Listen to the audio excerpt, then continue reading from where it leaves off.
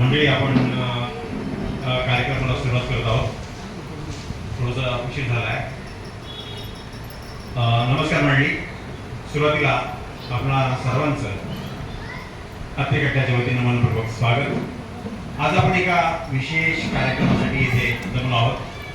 आपला पूर्वनियोजित जो कार्यक्रम होता गीतांजली, रवींद्रनाथ टागोर यांच्या काव्यसंग्रहाचं जे रसग्रहण करणार होते श्रीकांत पटवर्धन, परंतु काही अपरिहार्य कारणामुळं त्यांना येणं शक्य झालं नाही आणि आजचा कार्यक्रम थोडा पुढे ढकलावा लागला. आणि पण आज संधी साधून आम्ही ठरवलं कार्यकर्त्यांनी का कार्यक्रम जर व्हायलाच पाहिजे आणि कार्यकर्त्यांनी एकत्र येऊन विचार केला का आपल्या नागरिकांना बोलवायचं, त्यांच्याकडनं आपल्या मुलाखतीच्या आधारे त्यांच्याकडनं सगळी त्यांची जी माहिती, त्यांचं जीवनचरित्र जाणून घ्यायचं. आणि ही संधी आज साधली आणि आपण सर्वांना आव्हान केलं, ज्याप्रमाणे म्हणून शोभाताई नागरे या आमच्या कुठल्याही क्षणाला त्वरित धावून येणाऱ्या अशा वक्त्या आहेत. खरं म्हणजे त्यांचं अतिशय प्रेम या अत्रेकट्ट्यावरती आहे. नेहमीच आम्हाला साथ देतात. यापूर्वी असेच आमच्याकडनं म्हणजे घटना घडलेल्या होत्या. आम्ही ताईंना फोन केला, ताईंनी क्षणाचा विलंब न लावता एक त्वरित अतिशय चांगला वक्ता आम्हाला उपलब्ध करून दिला. ताईंनी स्वतःच त्याची मुलाखत घेतली. खूप छान कार्यक्रम तो रंगला होता. अशा प्रकारे 2-3 प्रसंग आमच्यावर आले, पण ताईंनी त्याला आम्हाला तारून नेलं. ताईंची खरोखर मनपूर्वक आम्ही आभार मानतो. दुसरं, आज ताईंना सगळी खूप गेस्ट पण आले होते, पाहुणे आले होते. या बिझी शेड्यूलमधनं ताईंनी येण्याचं मान्य केलं आणि ताई या आजच्या कार्यक्रमाला उपस्थित असतात. मध्यंतरी त्यांनी सुवर्णाताई कागल भेसास यांची मुलाखत आधारित त्यांचं पुस्तक इथं आहे. असे छान छान कार्यक्रम ताईंनी आम्हाला दिलेले आहेत. तर ताईंची ओळख करून देण्यापूर्वी, म्हणजे बहुतेक सगळेजण ओळखतच ताईंना, तरी पण जे काही ओळखत नसतील किंवा त्यांची ओळख त्यांना माहीत नसेल ती मी ओळख करून देतो. ताई ह्या संस्कृत आणि मराठीतून पदव्युत्तर पदवी म्हणजे MA पास झालेल्या आहेत. पदवीमध्ये म्हणजे MA BAला मुंबई विद्यापीठातून त्यांचा 3य क्रमांक आलेला आहे. त्यांना लोटेस फाउंडेशन स्कॉलरशिप प्राप्त झाली आहे. 100 गुणांचे जे संस्कृतमध्ये ज्यांना मार्क मिळवायचे पेपरमध्ये, अशा 12 वर्ष त्यांनी संस्कृतच्या विषयाचं त्यांनी विद्यार्थ्यांना मार्गदर्शन केलेलं आहे. The central school for the डेफ या कर्णबधिर मुलांच्या शाळेतून त्या मुख्याध्यापिका म्हणून प्रदीर्घ सेवेतून निवृत्त झालेल्या आहेत. त्यांना अनेक प्रकारचे पारितोषिक मिळालेले आहेत, वेगवेगळे ट्रॉफीज मिळालेल्या आहेत. त्यातला थोडाफार मी तुमच्या माहिती एक्झाम देते. NCERT दिल्लीचा त्यांना राष्ट्रीय पुरस्कार प्राप्त झालेला आहे. हिंदी विज्ञान साहित्य परिषदेचा अहिंदी भाषिक पुरस्कारही त्यांना प्राप्त झालेला आहे. कर्तृत्ववान महिला महापौर पुरस्कार त्यांना 2009 साली प्राप्त झालेला आहे. नागरिकताई नामांकित व्यक्तीच्या मुलाखती, स्तंभलेखन, साहित्यिक, सांस्कृतिक कार्यक्रमाचे सूत्रसंचालन, सुगम संगीत मैत्रीचे आयोजन करतात. आणि एक शेवटी आणि अतिशय महत्त्वाचं त्यांना अवॉर्ड मिळालेलं आहे. त्या काळावादिल्याशिवाय तुम्हाला राहूच राहणारच नाही. आदर्श शिक्षिका म्हणून त्यांना राष्ट्रपती पुरस्कार प्राप्त झालेला आहे. 2013 साली. अशा या बहु असलेल्या व्याख्याता आपल्याला प्राप्त झालेल्या आहेत. एक प्रश्नावली स्वरूपातून त्यांची माहिती आपण जाणून घेणार आहोत. शोभाताईंचा पहिला कार्यक्रम 2017 साली आपल्या इथे सुरू झाला. 17 ते जवळजवळ 9 वर्ष ताई आपल्या ह्या अत्रेकट्ट्याला जॉईन आहे. 2017 नंतर बघा वेगवेगळ्या कार्यक्रमासाठी त्यांच्याकडे भरपूर कार्यक्रम असतात, भरपूर कार्यक्रम त्यांच्याकडे असतात. कुठलाही कार्यक्रम सांगितला, पावसावर, एखाद्या राष्ट्रीय पुरुषावर, सणांवर, उत्सवावर, तर ताई अगदी विनाविलंब येतात, भरपूर माहिती देतात, सगळ्यांचं मनोरंजन होतं आणि सगळ्यांना तो कार्यक्रम आवडतो. विशेष म्हणजे त्यांचा कार्यक्रम सगळ्यांना आवडतात. कार्यक्रम न आवडणारी व्यक्ती अजून मला तरी भेटली नाही. आणि याच आवडीपोटी, याच प्रेमापोटी आम्ही ताईंना मोठ्या आग्रहाने, मोठ्या यांनी प्रेमाने त्यांना बोलतो आणि ताई आमच्या प्रेमाला नेहमीच प्रतिसाद देत असतात. अशा ताई मध्यंतरी आम्ही ताईंच्याबरोबर कोकण दौरे केला. राणी साहेबांच्या निंदळे गावी गेलो होतो. त्या ठिकाणी जाताना ताई आमच्याकडे होत्या. तिथल्या 5 शाळांना आम्ही व्हिजिट केली. 5-6 शाळांना त्या ताईंनी विद्यार्थ्यांना अतिशय चांगल्या प्रकारचं मार्गदर्शन केलं. सकारात्मक दृष्टिकोन कसा असावा, अभ्यासात प्रगती करता येण्यासाठी काय करावं, कॉन्सन्ट्रेशन कसं असावं, या विविध विषयावर त्यांनी विद्यार्थ्यांना मार्गदर्शन केलं. खूप छान दौरा झाला, खूप यशस्वी दौरा झाला. अशा प्रकारे आमच्याबरोबर येऊन ताई आम्हाला नेहमी साथ देत असतात. ताईंचे विविध लेखन आहे, विविध पुस्तकं त्यांनी लिहिली आहेत. आताच त्यांचं नुकतं अलीकडे अद्रेपालीचे आहे किंवा सांगणं काही असे बडबड गीतं, बालगीतांचं दिव्य भरारी असे एक अनुभवावर आधारित पुस्तक, असे ताईंचं अनेक प्रकाशन आहेत, अनेक पुस्तकं आहेत. आजही त्यांनी काही अद्रेपालीचे आहे आणि सांगणं काही ही पुस्तक आपल्या माहितीसाठी आणलेलं आहे. ज्यांना कोणी घ्यायचं असेल ते नंतर घेऊ शकता. आता जास्त या वेळ नाही घालता शेवटीच सांगतो की ताईंचा स्वभाव प्रेमळ आणि परोपकारी आहे. त्यांना त्यांचे पती श्री विजय नागटेजी इथे आले आहेत. ते त्यांना नेहमी साथ देत असतात. कुठलीही अडचण असो किंवा कुठल्या गरीब विद्यार्थ्यांना मदत असो, कुठली संस्था असो, ताई अगदी सरळ असे मदत करत असतात. हेच ताईंच्याच मार्गदर्शनामुळे आम्हाला विरारजवळ जे आहे साई आधार या संस्थेला मदत करण्याची संधी मिळाली. वेळोवेळी आम्ही त्या साई आधारला आमच्या अथरे कट्ट्यामार्फत जवळजवळ 2-2.5 लाखाच्या पुढे आम्ही मदत केली आहे. पुस्तकं, छत्र्या, कपडे, धान्य, स्क्रॅच अशा विविध मार्गाने. पण या मार्गदर्शक ताईंचं होतं. ताई मार्गदर्शक तर आहेतच, त्यांच्या मार्गदर्शनामुळे आम्हाला ती संधी मिळाली सेवा करण्याची. त्याबद्दल ताईंचे मानव एवढे आभार आहे. अथरे कट्ट्याला पण त्यांचा खूप मोठा आर्थिक सहभाग असतो. दुसरं त्या इतर संस्थेतून थांबत नाही. आर्थिक अथरे कट्ट्यालाही नागरे साहेबांचा आर्थिक सहभाग असतो. आम्हाला ते वेळोवेळी मदत करतात. तुमचं नाव न सांगण्याच्या अटीवर त्यांना आम्हाला गप्प राहावं लागतं. तर मी जास्त वेळ नाही घेता. आपल्याला जो आजचा विषय दिला आहे, ताईंना जे प्रश्न विचारायचे आहेत, मी जे आत्ता त्यांची ओळख करून दिली, त्यांच्या शैक्षणिक लेखक, पुस्तकं आणि राष्ट्रपती पुरस्कार, त्यांनी केलेलं कार्य यावर आधारित तुमच्याकडून येणाऱ्या प्रश्नांना ताई अगदी मनमोकळेपणे उत्तर देणार आहेत. परंतु त्यात वैयक्तिक प्रश्न नसावेत. ज्यांना कोणाला प्रश्न विचारायचे असतील त्यांनी या समोरच यायचं आहे, व्यासपीठासमोर यायचं आहे, प्रश्न विचारायचा आहे. ताई अगदी समर्पक भाषेत आपल्या चांगल्या गोडवाणीत त्यांना प्रश्न नंतर उत्तर देतील. कार्यक्रमाची सुरुवात करण्यापूर्वी मीच पहिला प्रश्न ताईंना विचारतो, म्हणजे खरे आपण कार्यक्रमाला सुरुवात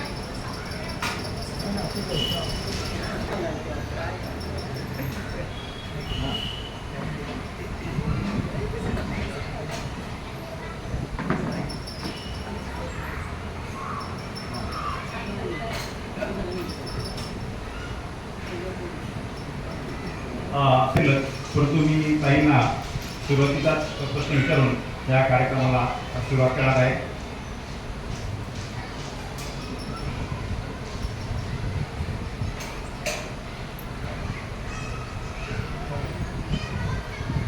ताई, राष्ट्रपती पदक विजेता आपण आहातच, परंतु आपल्या या सुरुवातीच्या बालपणाच्या काळात तुम्ही जाणार आहे, तर आपल्या बालपणातील कोणती आठवण आजही काय आपल्याला प्रेरणा देते ते सांगू शकाल का?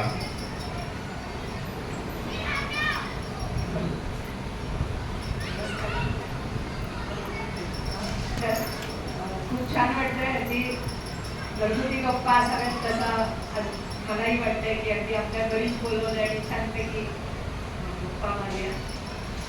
एवढी छानपैकी ओळख करून दिली आणि मला तुला थोडंसं लपकून राहायला कुठेतरी राजकीय नेते वगैरे आल्यासारखं मला वाटतंय. अजिबात माझा आवडू नको, मी तुम्हाला नक्कीच खूप आहे. खूप छान वाटतंय आणि तुमचा लाल तलवार आणलेली तर मी बरोबर, त्यामुळे काही हरकत नाही. पण तिचा भाग सोडला तर लहानपणापासून खरं सांगू का की माझं काही वर्षाचं बालपण बोरिवलीतच केलं आणि नंतर आम्ही रत्नागिरीला गेलो. आणि रत्नागिरीला गेल्यानंतर त्याचं वर्णन आता तुम्हाला पुस्तकात वाचायला मिळेल. जुला मनाचा म्हणून जे आहे, पहिला आम्ही आमचं गाव बघितलं, त्याची सगळी आठवण त्याच्यात आहे. मला अजून आठवते तो एक म्हणजे शाळेत असताना, आता तुम्ही विचारता शाळेतली किंवा अशी काही आठवण, शाळेत असताना मी आकाशवाणीसाठी लिहित होते आणि त्यावेळेला बोरिवलीला असताना आमच्याकडे तो एवढा मोठा रेडिओ होता, पण तिकडे गेल्यावर की आमच्याकडे रेडिओ नव्हता. त्यामुळे मग शेजारच्या घरी रेडिओ लावला होता आणि खिडकीतनं मी असं फेऱ्या मारता मारता माझं मी लिहिलेलं, मी वाचलेलं स्क्रिप्ट ऐकत होते. त्यामुळे असं वाटतं की येस, जरी आपण आपल्या घरच्या रेडिओवर ऐकू शकतो नाही तरी आपण ऐकू शकतो. मग खूप आनंद होता आणि त्याच्यापेक्षा सुद्धा आपलं नाव अख्ख्या रत्नागिरीच्या रेडिओ केंद्रात जे जे ऐकतात त्यांच्यापर्यंत पोहोचलंय. मग खूप आनंदाचा भाग होता आणि याच्यामध्ये माझ्या आईचा सहभाग खूप होता. कारण आई माझी रुईया कॉलेजची विद्यार्थी होती, बॅडमिंटन चॅम्पियन. नंदू नाटेकर तिच्या वर्गात होते आणि त्याचाही एक योग सांगायला आवडेल मला की एका कराडे ब्राह्मण संघ म्हणून एक संस्था आहे आमच्या ज्ञातीची, तर तिथे त्यांचा वार्षिक जो समारंभ असतो त्याला मला निवेदन सूत्रसंचालक म्हणून बोलवलं होतं आणि त्यावेळेला त्या कार्यक्रमाचे अध्यक्ष नंदू नाटेकर होते आणि आई माझ्या घरी आलेली होती. तर मी आईला घेऊन गेले होते आणि मग आम्ही पिंगेमध्ये आतमध्ये मला होतं साहित्य संघाला होता आणि मग आईला घेऊन मी आतमध्ये गेले होते आणि त्यांच्याशी ओळख करून दिली की आणि त्यांनाही आठवलं आईलाही आठवलं. म्हणजे खूप हा आनंदाचा योग होता. असे आनंदाचे खूप क्षण मला आईला देता आले. अतिशय सुरेख हा होता, मनाला स्पर्श करणार आहे. तर या अनुभवाचा आपण जोरदार टाळ्यांवरून आपण स्वागत करायला पाहिजे.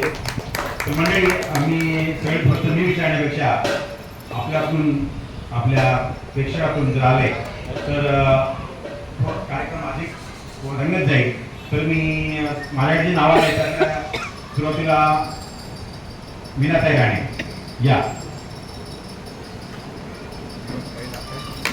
मीनाताई राणे असो परब संजय प्रवर्धन राणे यांचे नाव माझ्या राणे. या लेखात शांता शेळके, मधुकर जोशी, पी राम, वसंत बापट, रवी माडगुळकर, कवी अनिल, केशव सूद अशा अनेक कवींच्या कवितांच्या ओळी वसंत ऋतूचे वर्णन करताना सादर केल्या आहेत. त्यातला कोणता कवी तुम्हाला जास्त आनंद देतो आणि का? त्या कवितेची एखादी कविता आम्हाला म्हणून दाखवू का तुम्ही?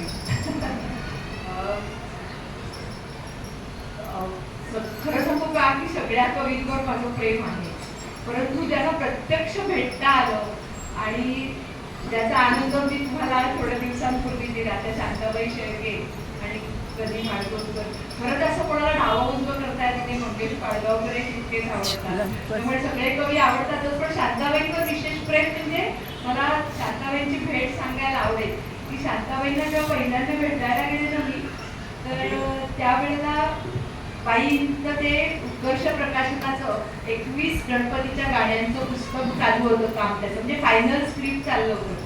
तर मला म्हणाल्या जर माझी पुस्तकं तुम्ही चालता का? आणि गेल्याबरोबर आम्ही अशा मी आणि माझी मैत्रीण होतो, आम्ही दोघी साष्टांग नमस्कार घातला आणि साडसर रडायला लागलो. तर त्या मला म्हणाल्या असं काही समजू नका. जेव्हा मी पण श्री गो मातेंना भेटले होते ना पहिल्यांदा, तेव्हा मी पण अशीच रडले.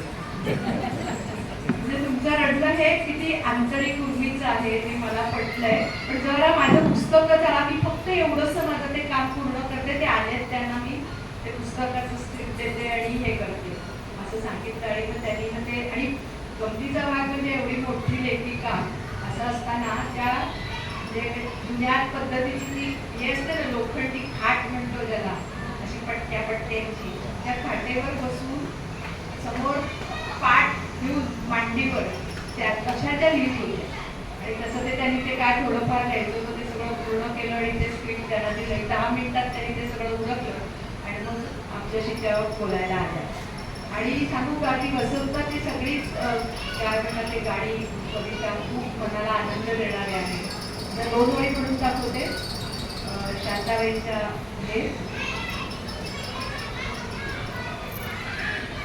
आपल्याला माहिती आहे मागच्या वेळी मी बोललेही होते की आधीचा ग्रीष्म नंतरचा ग्रीष्म ऋतू पहिला शिशिर ऋतू, त्या शिशिर ऋतूची पानगळ होते आणि नंतर ग्रीष्म येतो.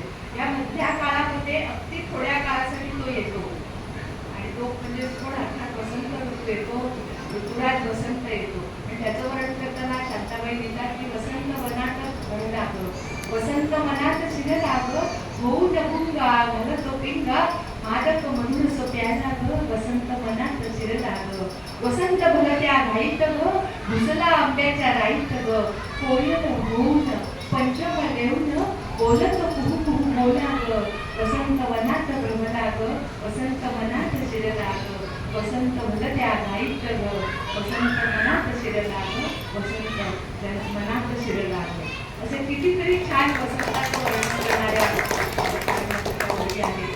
त्या खूप आनंद देतात आणि प्रत्येकाचा एक काय म्हणतात वेगळा वेगळा भावना वेगळी, सत्य अनुभव वेगळं, त्यामुळे ते सगळं छान वाटतं वाचायला. आणि लहानपणापासून तो संग्रह करायची एक हौस आहे की छान वाचलं की ते आपल्याकडे टिकून ठेवायचं आणि मग थोड्या थोड्या दिवसात ते वाचत राहायचं. तो आनंद असतो त्याचा खूप मोठा आनंद.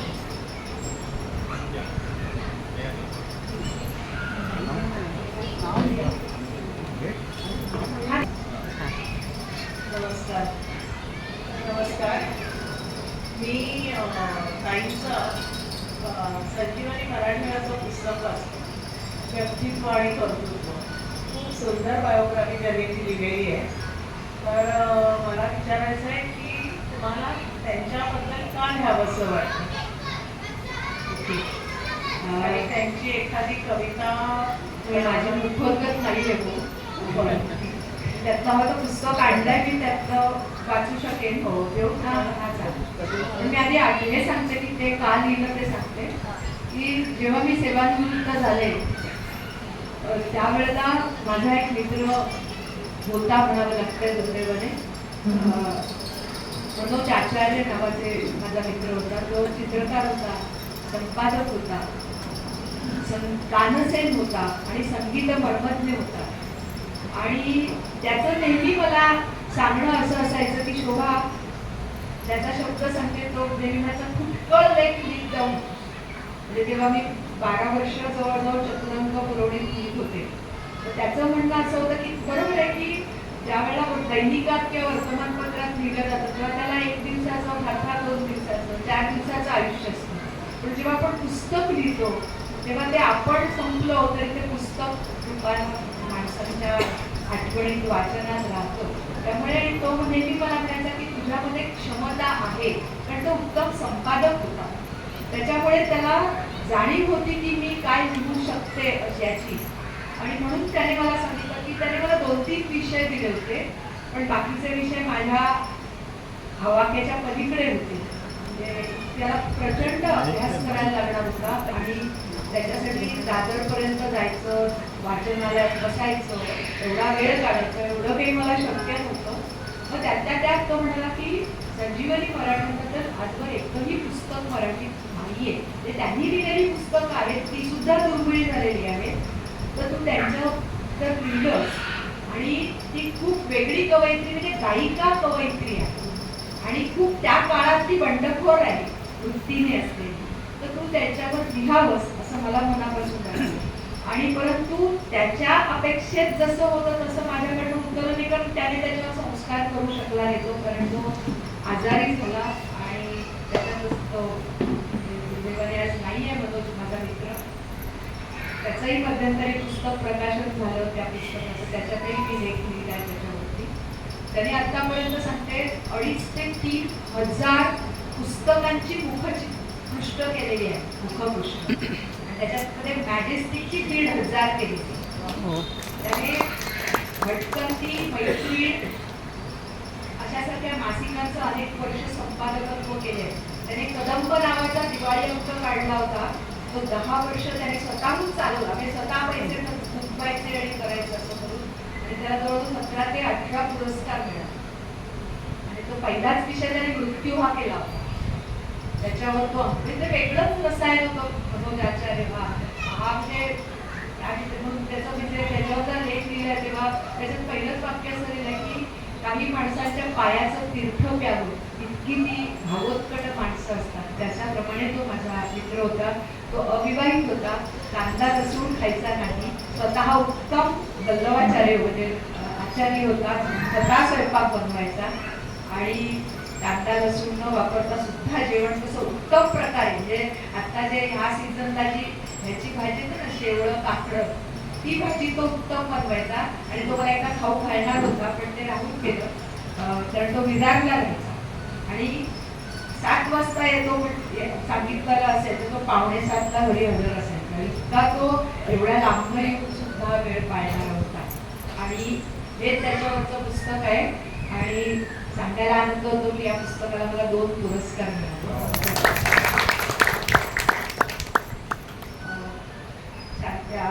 संजीवनी मराठीच्या अनेक कविता, पण आता कसं होतंय की बाकीचं काही काम करत असताना हा थोडासा विषय बाजूला राहिला, त्यामुळे काय म्हणायचं तुला, आता पटकन मला कविता अशी आठवली नाही, पण बघून मी सांगते. पावसाचे दिवस आहेत म्हणून संजीवनीबाईंच्या एक दोन पावसाचीच कविता म्हणते. असं दिलंय की या कविता आजच्या मुलांसाठी टॉनिक सारख्या आहेत. म्हणजे ओळीतल्या नादमय प्रासयुक्त शब्दांची गंमत किती वेगळी आहे बघा. सोडीत राहते सुरसुर सूर, सोडीत राहते सुरसुर सूर, पाऊस पडतो भुरभुर भुर, टाळी वाजली कडकडकड, पावसाची तर लागले झड. अशा या 4 ओळी उद्धृत केल्या त्या कवितेतल्या. आता त्यातलंच एक म्हणजे पावसाचंच हे आहे. उन्हाळ्यात म्हणजे काय म्हणतात की या पावसाचं आणि ढगांचं नाटक कसं असतं, अगदी अतूट असतं. ढग आले कवितेतला तो आईशी बोलतोय. आई बघ आकाशात ढग आले काळे काळे, कुणी अस्वला एवढे कुणी हत्ती एवढाले. पुढे त्या मुलाला वाटतंय की उन्हाळ्यात का गं त्यांना मोठे ठेवलं कोंडून, म्हणजे त्या सगळ्या अस्वल हत्तींना उन्हाळ्यात का गं त्यांना ठेवलं होतं कोंडून, चहूकडून हे आले दरवाजे का फोडून. आई आई आवाज हा येतो ढोल नगाऱ्याचा, आभाळात माजेल का धुमाकूळ लढाईचा, चंद्र सूर्यांना हे सारे टाकतील का मारून. आई मग पडायचे कसे चांदणेही ऊन. असे अनेक प्रश्न काही विचारलेले आहेत आणि खूप छान कविता आहेत. वाचायला अजिबात हरकत नाही नक्कीच. आणि मुख्य म्हणजे त्या गायिका होत्या आणि त्या एवढ्या प्रसिद्धीला आल्या नाही त्याचं कारण त्यांनी दुसऱ्या कुठच्याही कवींचे शब्द गायले नाही, फक्त स्वतःच्या कविता गायल्या. ते त्यांचं विशेष आहे. याकडे नाचूया याकडे हसूया ते त्यांचं आहे, किंवा आजाण आम्ही तुझी लेकरे तू सर्वांचा पिता हे त्यांचंच आहे. फक्त सांगते की करोनामध्ये मी तेव्हा मी दादरला राहत होते, त्यामुळे मुंबई मराठी संग्रहालय डॉक्टर अनिल अवचट आहेत, त्यांनी मला त्यांच्या सुनबाईचा नंबर दिला. संजीवनी मराठेंच्या सुनबाई सुहासिनी मराठे आणि त्यांचे चिरंजीव प्रताप मराठे, तेही मंगेश राणेंच्या ह्याच्यातलेच होते. ते पायलट ट्रेनिंग द्यायचे, म्हणजे पायलट असून सुद्धा ते ट्रेनिंग द्यायचे पायलट होण्यासाठी त्यांना, आणि नेव्हीमध्ये ते होते. अशा भरदार दिशा मोठ्या वयात सुद्धा आणि छान होते. तर त्या सुहासिनी मराठेच्या त्यांच्या स्नुषा, त्यांनी माझ्या बोलण्यावर विश्वास ठेवून, परत आता हे कठीण विश्वास असा ठेवलं, पण त्यांनी मला सगळ्या कविता मला ऑनलाईन पाठवल्या. त्यांच्या बरेचसे लेख ऑनलाईन पाठवले. एकदा आपण त्यांच्यासाठी तरी प्रतापजी मराठी गेले, आता त्यांच्या स्नुषा आहेत सुहासिनी मराठे. या संदर्भात एक काम तसंच तुम्हाला साळगावकरांचं ते लिहावं म्हणून तुम्हाला आमंत्रित केलं होतं. त्या बाबतीत काय घडलं, तर पुस्तक का नाही आलं. ओके. मी बोरिवलीला शरद आणि सुप्रिया मराठे नावाचं एक दाम्पत्य, त्यातल्या सुप्रियाताई नाही आहेत आता, पण शरद मराठे आहेत. तर त्यांचं नवचैतन्य प्रकाशन म्हणून आहे, तर त्या प्रकाशनाबरोबर मी खूप काम केलं. जे अनेक गिरीश दापके हे बऱ्याच जणांना परिचित आहेत, त्यांचं जे अंबानींवरचं पुस्तक आहे त्याला मी निवेदन केलेलं आहे. वगैरे ते नवचैतन्याच्या बऱ्याच पुस्तक प्रकाशनाला मी निवेदक म्हणून सूत्रसंचालक म्हणून काम केलं आणि त्याचा रौप्य महोत्सवी कार्यक्रम झाला तेव्हाही केलं. तर ज्या वेळेला ते केलं तेव्हा त्यांच्या मनात आलं की आपण कालनिर्णयकार ज्योतिर्भास्कर जयंतराव साळगावकर यांचं आत्मचरित्र करूया. आणि त्यावेळेला असं ठरलं की मी त्याचं शब्दांकन करायचं. म्हणून मी शाळा सुटली की रोज टॅक्सीत बसायचे आणि दादरला दादर पूर्वेच्या त्यांच्या ऑफिसमध्ये नेहमी जात होते. खूप दिवस गेले मी त्यांच्या ऑफिसमध्ये आणि त्यांनी मला बरंच काय काय सांगितलं, ते पटापटा मी लिहून घ्यायची वगैरे वगैरे. आणि ते असं बोलता बोलता म्हणजे लताबाईंनी कशी अपॉइंटमेंट घेतली माझी, आणि मग ऑपरेशन कसं त्यांनी करून घेतलं वगैरे, असे अनेक संदर्भ, अगदी नारायण राणे असतील, उदयनाथ मंगेशकर असतील, अनेक मोठी व्यक्तिमत्व त्यांच्याबद्दल मला सांगितलं. पण मग मी लिहायला लागले की माझे थांबा, ते नंतर घ्या असं करून काय झालं की बाकीचं आत्मचरित्र सगळं झालं तयार आणि ते मी माझ्या परीने ते सुसंगत पाठ लावून त्यांना दिलं वाचायला. ते मला इतकं त्यांना आवडलं. मला म्हणाले बाई काय छान लिहिता हो तुम्ही वगैरे वगैरे. पण म्हटलं म्हणलं अहो त्याच्यात जीव नाहीये अजून, म्हणजे तुम्ही व्यक्तिमत्व सांगितले नाही, तेवढ्या व्यक्तिमत्वाचा तुमच्याशी संपर्क झाला, ती आली नाही अजून. हा ते करायचंय आपण. आणि असं करत असताना ते आजारी पडले आणि दुर्दैवाने गेले. तर त्यांचे जे चिरंजीव आहेत जयेंद्र, तर ते ऑफिसमध्ये असताना बघायचे, ते मला नेहमी यायचे मधूनच कधीतरी काहीतरी विचारायला. ते म्हणाले की आमच्या लिहिणाऱ्या बाई आहेत, त्या लिहिणार आहेत वगैरे, असं काहीतरी गमतीशीर बोलायचे. आणि मग इतके ते गमतीशीर होते की बेल लावायचे गेले की, आज बाईंना चहा हवा, आज बाईंना कॉफी हवी, सांगायचे. मी काहीच बोलायचे नसायचे की ती बघत राहायची. इतके गोड हसायचे, असे छान फळ्या पडायचे त्यांच्या गाण्याला. आणि असे गमतीशीर होते. आणि गंमत पडेल तुम्हाला की पुस्तक कधीच मला त्यांनी चहा कॉफी थोडंसंच द्यायचे, पण कधी तिला नाही. एक छोटीशी अशी स्टीलची वाटी असायची, त्याच्यात पाववाटी फरसाणच असायचं बहुतेक वेळा, कारण मी शाळेतून आलेले असायचे ना, तर ते मला द्यायचे. त्यांनी सांगितलंय मला असं द्यायचं आहे तुम्हाला. आणि मग म्हणायचे की बाईंना असं हवंय वगैरे असं म्हणायचे. पण दुर्दैवाने काय झालं, मग ते नंतर म्हणाले की आपण हे पुस्तक करूया. म्हटलं पुस्तक करूया बरोबर आहे, पण त्याच्यात कोणी व्यक्तिमत्वच नाही, माणसंच नाहीये.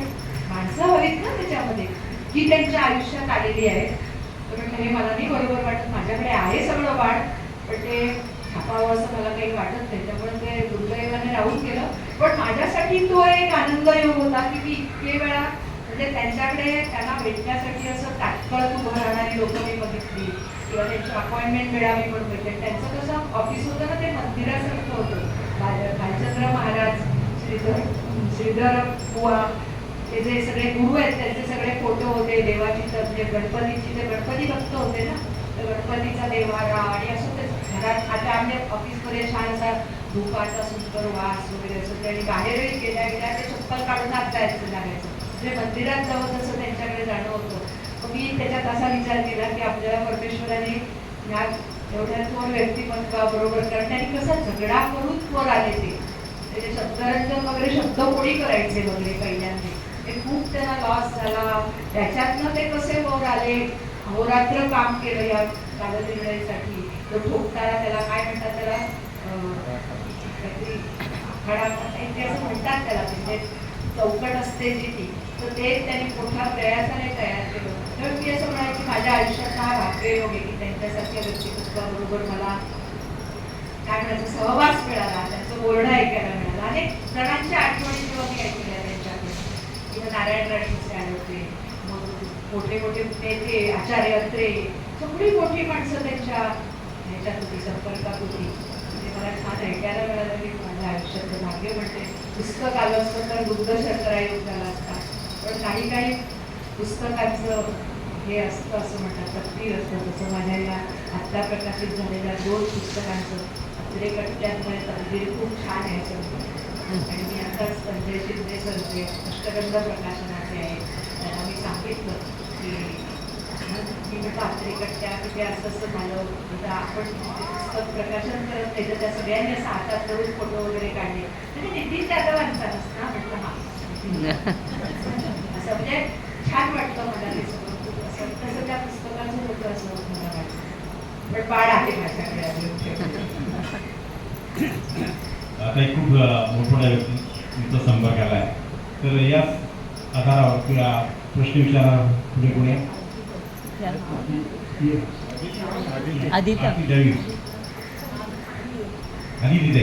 या. आपण संस्कृतमध्ये BA MA केलेलं आहात, तर ते संस्कृतमधून करावं अशी प्रेरणा, म्हणजे प्रेरणा आपल्याला कशी आली. आणि जर कोणाला करायचं असेल तर त्याने बेसिक 8वीपासून संस्कृत करायला पाहिजे की 12वी नंतर वगैरे घेता येतं होतं. खरं सांगू का की मला संस्कृत करायचंच नव्हतं. म्हणजे मी हिंदी हा विषय घेऊन BA करायचं, म्हणजे त्याच्यामुळे काहीतरी मला उपयोग होईल असं माझ्या डोक्यात होतं. 6 महिने मी हिंदीच्या वर्गात बसले, म्हणजे आमचे सर होते ना, कपडे शिकवायचे, जरा हसायचे नाही. म्हटलं कसं आपण त्याला 2 वर्ष तयार करायचं, सोडून देऊया. 6 महिन्यानंतर मी विषय बदलला. म्हणजे म्हणजे हिंदी मला खरं खूप आवडतं हिंदी, परंतु मग ते मी म्हटलं बदललं आणि मी संस्कृतमध्ये करायचं ठरवलं 6 महिन्यानंतर. असा योग झाला आयुष्यात, ती गंमतच आहे ती म्हणजे. आणि तुम्ही जे म्हणालात ना की डायरेक्ट कॉलेजमध्ये संस्कृत घेऊन करायचं, पण ते खूप कठीण जातं अशासाठी की जेव्हा 8वी 9वी 10वी 3 वर्ष जेव्हा संस्कृत येतं ना, त्यावेळेला बेसिक जे ग्रामर आहे, कारण सगळं व्याकरणावर आधारित आहे संस्कृत हे. म्हणजे जेव्हा पहिल्यांदा संगणक आले तेव्हा संगणकाची भाषा उत्तम अशी कोणती असेल तर संस्कृत, कारण ती पूर्ण व्याकरणावर आधारित आहे. तर आपल्या तिरात केलं असा थोडासा बदल तरी होतो, पण संस्कृतमध्ये तसा बदल वगैरे काही होत नाही. त्यामुळे ते हे म्हणजे हेच, अहम म्हणजे वदामीच आहे असं, म्हणजे ते ठरलेलंच त्याचे नियम आहेत. त्यामुळे ही पूर्ण व्याकरणासहित असलेली भाषा असल्यामुळे संगणकासाठी सुद्धा उत्तम आहे. पण ज्यावेळेला 8वी 9वी 10वी करतो त्यावेळेला जे काय म्हणतात प्राथमिक अवस्थेचं जे व्याकरण आहे ना, ते एकदा केलं मुलांनी की मग पुढचं फारसं कठीण जातं. म्हणजे तुम्ही अगदी जरी त्याच्यात फार रस न घेता, म्हणजे त्याच्यामध्ये कर्तरी भूतकाळवाचक धातुसाधित विशेषण, कर्मणी भूतकाळवाचक धातुसाधित विशेषण, वर्तमान काळवाचक धातुसाधित वगैरे अशी बरीच धातुसाधित वगैरे अशी जरी लेबंत क्वांत वगैरे अशी बरेच त्याच्यात उपविभाग असते, तरी तिच्यात तुम्ही सगळा अभ्यास नाही केला तरी त्यात थोडी तोड ओळख तरी. देव मालावन आपण सगळ्यांनी पाठ केलं. देव हा देव देवा प्रथमा देव देव देवान द्वितीया, हे जे पाठ केलंय ना ते त्या वयातच झालं पाहिजे. आणि ते ज्या वेळेला तुमची पार्श्वभूमी किंवा जेव्हा हे बैठक असते ना व्याकरणाची थोडीशी जास्त नाही झाली तरी कानावर गेलेलं असलं पाहिजे की आकारांत पुल्लिंगी आकारांत स्त्रीलिंगी हे माहिती पाहिजे. म्हणजे मला अजून आठवतं की जेव्हा 10वीत माझ्याकडे मुलं यायची ना, त्यावेळेला बाळांनो मला सांगा आकारांत शब्द म्हणजे काय, सगळे काय काय बघत राहायचे. कोणालाही आकारांत म्हणजे काय माहिती नसतं. म्हणजे माला किंवा गाला किंवा असं जे आपण आ शेवटी असतो त्याला ती जर तो स्त्रीलिंग असेल तर स्त्रीलिंग, पुल्लिंग असेल तर पुल्लिंग असं ते म्हणतात. हेही मुलांना माहिती नसेल. म्हणजे ह्या ज्या बेसिक गोष्टी आहेत ह्या मुलांना आत्ताच्या म्हणजे 10वीच्या पर्यंतच्या मुलांना ह्या गोष्टी मुळात माहिती नसतात. ते फक्त ते कॅरी फॉरवर्ड करायचं, आलाय पाठ करायचं जायचं एवढंच माहिती असतं. पण ह्या ज्या खाचा खुर्चा आहेत ना सोप्या सोप्या की पाय मोडायचा असतो, पाय मोडायचा नाही, तर त्यालाही मार्क असतात. पाय मोडला त्याचा अर्थ वेगळा होतो, म्हणजे त्याचं विभक्ती वेगळी, पुरुष वेगळा होतो त्याचा, हे कळलं पाहिजे. ते प्रथम पुरुष द्वितीय पुरुष वगैरे हे कळलं पाहिजे मुलांना. आणि ते कळण्यासाठी म्हणून शाळेत व्याकरण झालं पाहिजे, म्हणजे शाळेत असलं पाहिजे, तर ते सुलभ जातं थोडंसं. नाही तर मग फक्त पोपटपंची करून मार्क मिळवायचे. पण आत्ताचा पेपर आहे तो तसा नसतो. आताचा पेपर असतो तो खूप स्वतः लिहिण्याचा असतो आणि स्वतः व्यक्त होण्याचा असतो. त्यामुळे त्याच्यासाठी व्याकरणाचा पाया हवा. खूप छान छान प्रश्न विचारतात सगळ्यांनी, खूप तयारी करून आलेली आहे. त्या सगळ्या प्रश्न विचारण्यासाठी आपण जोरदार टाळा होतो एकदा. छान प्रश्न विचारतायत, काही पण छान उत्तर देत आहेत. तर आरतीताई साडी छान आहे असली पाहिजे. माझा प्रश्न म्हणजे तुम्ही लिहायला बसता तेव्हा तुम्हाला सुचलेलं असतं म्हणून बसता की तुम्ही बसल्यावर तुम्हाला सुचतं की तुम्हाला काय सुचतच असतं? मुळात म्हणजे मी आधी काही अशी काय लेखिका किंवा असं काही नाही. मी आपली साधी पहिलं गृहिणी म्हणून आहे.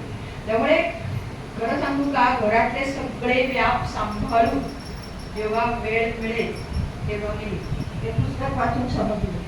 आणि तुम्ही माणसांना म्हणजे अंतरंगामध्ये शिरून वाचता आणि मग ते लिहिता, असं तुमचं ते पुस्तक वाचून लक्षात आलं. म्हणजे खूपच म्हणजे किती माणसं तुमच्या आजूबाजूला कुठलाही असू दे, मोठा असू दे, छोटा असू दे, साधा असू दे, अजून टाकला बसलेले असले तरी त्याच्यावर तुम्ही लिहू शकता. हे म्हणजे माझा हा प्रश्न नाही, हे माझं उत्तरच आहे ते. आणि दुसरं मला एक अजून एक असं विचारायचं की तुम्ही लिहिण्याचा किंवा देण्याचा तुमचा जो हात आहे तो वारसा कोणाकडून मिळाला? देण्याचा म्हणजे देणं म्हणजे तुम्ही जे हात सरळ हाताने असं मदतीचा किंवा असा तो मला खूप उत्सुकता आहे. म्हणजे मिस्टर नागप्यांच्या आई वडिलांकडनं मी घेतलंय आणि माझ्याही आई वडिलांकडनं मी हे घेतलंय की म्हणजे माझी काही खूप आर्थिक परिस्थिती आमची काही खूप छान होती असं नाही, परंतु घरात येणाऱ्या जे आपले जवळपासचे असतील आपल्याकडे सेवेसाठी आलेले असतील त्यांना कमीत कमी चहा एखादी पोळी देणं हे मी माझ्या लहानपणापासून बघितलेलं आहे. म्हणजे त्यांना दिल्याशिवाय आम्ही जेवायचं नाही. ते आमच्याकडे थोडंसं असेल त्यातलं थोडं आई द्यायची, तेव्हा ते आईचंही बघितलं आणि पुढे आणि खरं सांगू का की मी आईपेक्षाही माझ्या सासूबाईंजवळ जास्त राहील. 20 वर्ष आईजवळ आणि 21 वर्ष त्यांच्याजवळ. तर त्यामुळे त्यांचे खूप संस्कार माझ्यावर कळत झाले की त्यांचा हात खूप देता होता. आणि म्हणजे माझे सासू सासरे म्हणजे माझ्या सासरे जेव्हा गेले ना तेव्हा त्यांनी सांगितलं होतं की येणाऱ्या प्रत्येक भेटायला येणाऱ्या व्यक्तीला एक केळं आणि चहा दिलाच पाहिजे. त्यामुळे आमच्याकडे टोपली तो नेहमी केळीवाला यायचा तो टोपली ठेवूनच गेला होता ते 8-10 दिवस आणि मग ती टोपली संध्याकाळपर्यंत संपून जायची. असं म्हणजे हेही बघितलेलं होतं आणि आईकडेही माझे काका होते त्यांचंही म्हणजे देण्याचं खूप हे होतं. आम्ही पुतण्या होतो तरी त्यांच्या आईवडिलांसारखं आमचं त्यांनी कौतुक केलं. 10 रुपये म्हणजे मला आठवतं की कधीही दुकानात आम्ही गेलेलो नाही. म्हणजे काका आम्हाला फ्रॉक किंवा सगळे पहिलं घड्याळ माझ्या काकांनी मला आणलं. म्हणजे हे जे देण्याचे संस्कार हे सगळ्यांकडनं मी बघितले आणि त्यामुळे छान वाटलं. आणि लहान असताना आमच्यासमोर एक भरसाची आजी म्हणून व्हायच्या. तर गप्पा सांगते की तेव्हा कसं असतं की त्यांचं घर मोठं होतं. आम्ही लपाछपी खेळायचो घरात आणि त्यावेळेला त्यांच्याकडे एवढं मोठं ताट भरून बेसनाचे लाडू केलेले असायचे आम्ही खेळत असताना. पण चुकून कधी त्या लाडूला हात लावलेला मला आठवत नाही किंवा आपण हवा काय कधी असं चुकूनही वाटलं नाही. मग संध्याकाळी नंतर किंवा दुसऱ्या दिवशी ती आजी पदराखाली घालून ते वाटीतनं किंवा डब्यातनं असं आई आणून द्यायचा आणि मग आईला म्हणायच्या तुझ्या लेकी किती गुणाच्या आहेत गं, चुकून कधी मागत तर नाही तर पण हातही लावणार नाही कधी. हे जे त्यांचं होतं आणि त्यांचं जे देणं होतं त्या वयात आपल्याला कसा आनंद व्हायचा की त्यांनी काहीतरी आपल्याला प्रेमाने दिलं. तर ते आपण आता वयाने मोठं झालं तर आपण कोणाला तरी दिलं पाहिजे ही भावना आनंद जरूर गेली. ते सगळ्यांचे संस्कार आहेत. कारण ते पुस्तक वाचताना ते लक्षात आलं प्रत्येक व्यक्तिमत्व एक वास्तव काही लिहिलंय ना तुम्ही. आणि एक दुसरं तर जास्ती बोलते का नाही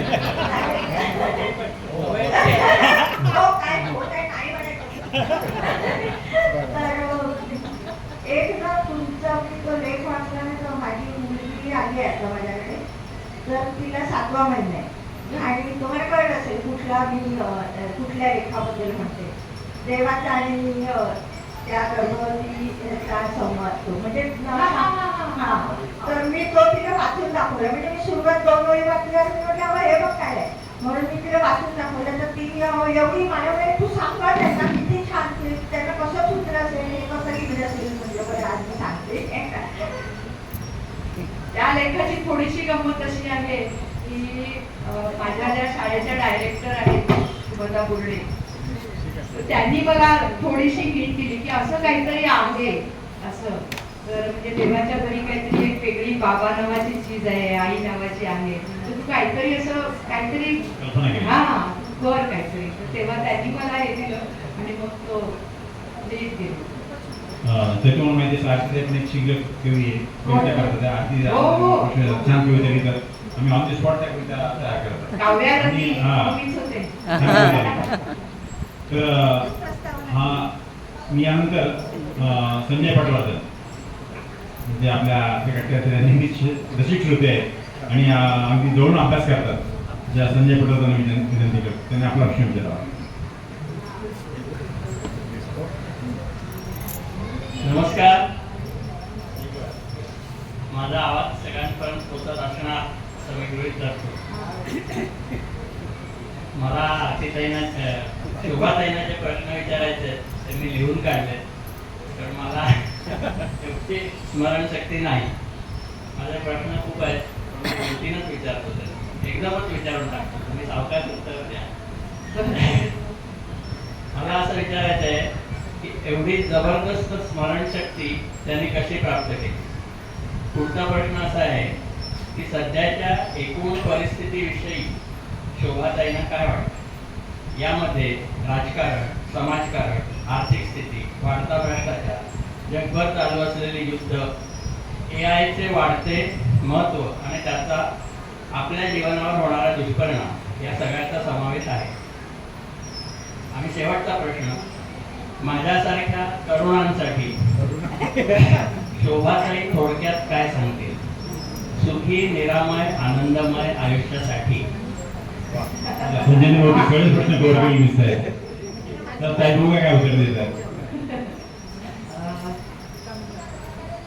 आता तुम्ही जो प्रश्न पहिला विचारलात की लक्षात कसं राहतं, हा, एकतर पहिली गोष्ट मी काय खूप स्मरणशक्ती आहे अशाचा भाग नाही, पण माझ्यापेक्षाही खूप छान लक्षात ठेवणारे पाठांतर असलेले व्यक्तिमत्व आहेत. धनश्रीताई लेले आहेत, अनघाताई मोडक आहेत, मंगलाताई खाडीलकर आहेत, भाऊ मराठे होते, शिल्पा गोखले आहे. हा, हो, शिल्पा गोखले आहे, ती कागद न ठेवता बोलतात. खूप जण आहेत. त्यामुळे पहिली गोष्ट म्हणजे मी काही खूप नाही एक. आणि दुसरी गोष्ट म्हणजे असं म्हणतात ना की आवड असते की सवड होते आणि मग निवड होते आणि मग आपण त्याच्यातनं खूप छान प्रयत्न करतो. तसं माझ्याकडे नेहमी असे छोटे छोटे झेरॉक्स आपण करतो की त्याची कोरी बाजू असते ना, किंवा जाहिराती येतात पेपरमध्ये एका बाजूला कोऱ्या असलेल्या, त्याच्यावर मी लिहिते. आणि ते रस्त्यातनं आता समजा सकाळी मी नॅशनल पार्कला फिरायला जाते तेव्हा माझ्याकडे ते असं हातात कोणाला दिसत नाही एवढंच असतं ते, आणि मला चष्मा न लावता वाचता येतं, त्याच्यामुळे मी वाचू शकते. आणि मी आता म्हणजे काय म्हणतात ते सातत्याने काहीतरी एखादा पाठ करत असते. तर आणि मग मुख्य म्हणजे त्याच्यापेक्षाही नंतर मी माझ्या दृष्टीने त्याची अंताक्षरी खेळते, माझी म्हणजे जेवण झाल्यावर जेव्हा फेऱ्या मारते त्यावेळेला मी माझ्या मनाशी अंताक्षरी करते. मग त्याच्यामध्ये संस्कृत सुभाषित कधी असतात, कधी कविताही असतात. आता मने झाले न झाले असेल तर मग नने सुरवळणारी कविता म्हणायची, कडवं म्हणायचं, असं आपल्याला. आणि मग तेव्हा जर आठवलं नाही मग कसं आठवायचा प्रयत्न करायचा, मग गरीब म्हणजे हात जाऊन बघायचं की काय लावलं ते, असं करत वाढवायचा प्रयत्न करते. आणि मुख्य म्हणजे आपण शेवटपर्यंत बुद्धी शाबूत राहावी असं सारखं वाटत असतं नाही का आपल्याला, म्हणून मग हे सारखं रिवाईज केलं की छान वाटतं. तुमचा प्रश्न होता की सध्या परिस्थिती आजच्या परिस्थिती होतं. म्हणजे आता जेव्हा मी आता राणेकाकांच्या गावाला पण मी जेव्हा गेले होते त्यावेळेला मी बघितलं तर मुलांना आता इतकं नवीन पिढीला म्हणजे मोबाईल ऍडिक्ट होणं हे म्हणजे इतकं झालंय की म्हणजे कालचीच का परवाचीच गोष्ट सांगते की आमच्या इथे एक फॅमिली आहे, त्यांना मी काहीतरी द्यायला गेले होते. त्यांच्याकडे त्यांच्या मला ओळखणार आहे, परंतु तो मुलगा असा एक 17-18 वर्षाचा असेल तर त्याने दारू पडलं आणि तो असा आभाळाकडे बघत राहिला. आता मी आले दारात तुमच्या, तर तुम्ही ऍटलीस्ट विचारायला हवं ना. आणि मी ओळखते त्याला, तो मला ओळखतोय, तर तो आभाळाकडे बघत राहिला, काही बोलला नाही, काही. म्हटलं मग मी सांगितलं मला कोणाला म्हणजे घराची जी मालकीण होती तिच्याशी मला काम होतं ना, तर जरा त्यांना बोलवा. तेव्हा तो आत गेला आणि मग सांगितलं कोणतरी आहे. म्हणजे साधं कम्युनिकेशन जे असतं ना ते पण आता ह्या जे आत्ममग्न जे हल्ली ऑटिझम म्हणून जे म्हणतात तसा प्रकार मला हल्ली सगळीकडे वाटायला लागला की असं होतं की काय, म्हणजे त्याच्यात कसं आत्ममग्न असतात. तर ते मोबाईलमुळे आता इतकं म्हणजे काय म्हणायचं झालंय की मुलं बोलतच नाही काहीच, शाळेतली पण नाही. उत्तर दिल्यानंतर म्हणजे प्रश्न विचारल्यानंतर उत्तर देणं. म्हणजे ह्या वेळेला मी गेली 3 वर्ष डेरवडला जाते तिथल्या शाळेमध्ये प्राथमिक आणि माध्यमिकच्या मुलांबरोबर बोलायला. काहीतरी ठरवून ते मला विषय देतात शाळा आणि ते मी तयार करून जाते बोलायला. तर ह्या वेळेला विषय असा दिला होता त्यांनी की पालक आणि शिक्षकांप्रती असलेलं आदर आणि कृतज्ञता असा विषय मला दिला होता. आणि तो बोलल्यानंतर खोटं वाटेल पण लाईट लागली मुलांची बोलायला. काय व्हिडिओ आहेत, मी राणेकाकांना मी मंगेश राणेंचं उदाहरण दिलं होतं त्याच्यात की आई वडिलांना धरून राहणं, आई वडिलांबद्दल असलेलं प्रेम याचं मूर्तिमंत उदाहरण मी बघितलं. बिनाताई पहाटे 3 वाजता कसा स्वयंपाक करतात, डबा करतात त्याच्या मंगेश दादांसाठी, हे मी सगळं तिथे सांगितलं. आणि त्यावेळेला म्हणजे 1-2 मुलं तर मला आठवतंय की असे डोळे भरून आले होते, रडायलाच बाकी होतं. म्हणजे एखादा मी प्रश्न विचारत होते ती रडलीच असते. की आमचं आता चुकलंय, आम्हाला हे सुधारायचं आहे, आम्हाला काय म्हणायचं त्याला वाईट वाटतंय, आम्ही जे वागतोय हे बरोबर नाहीये वगैरे.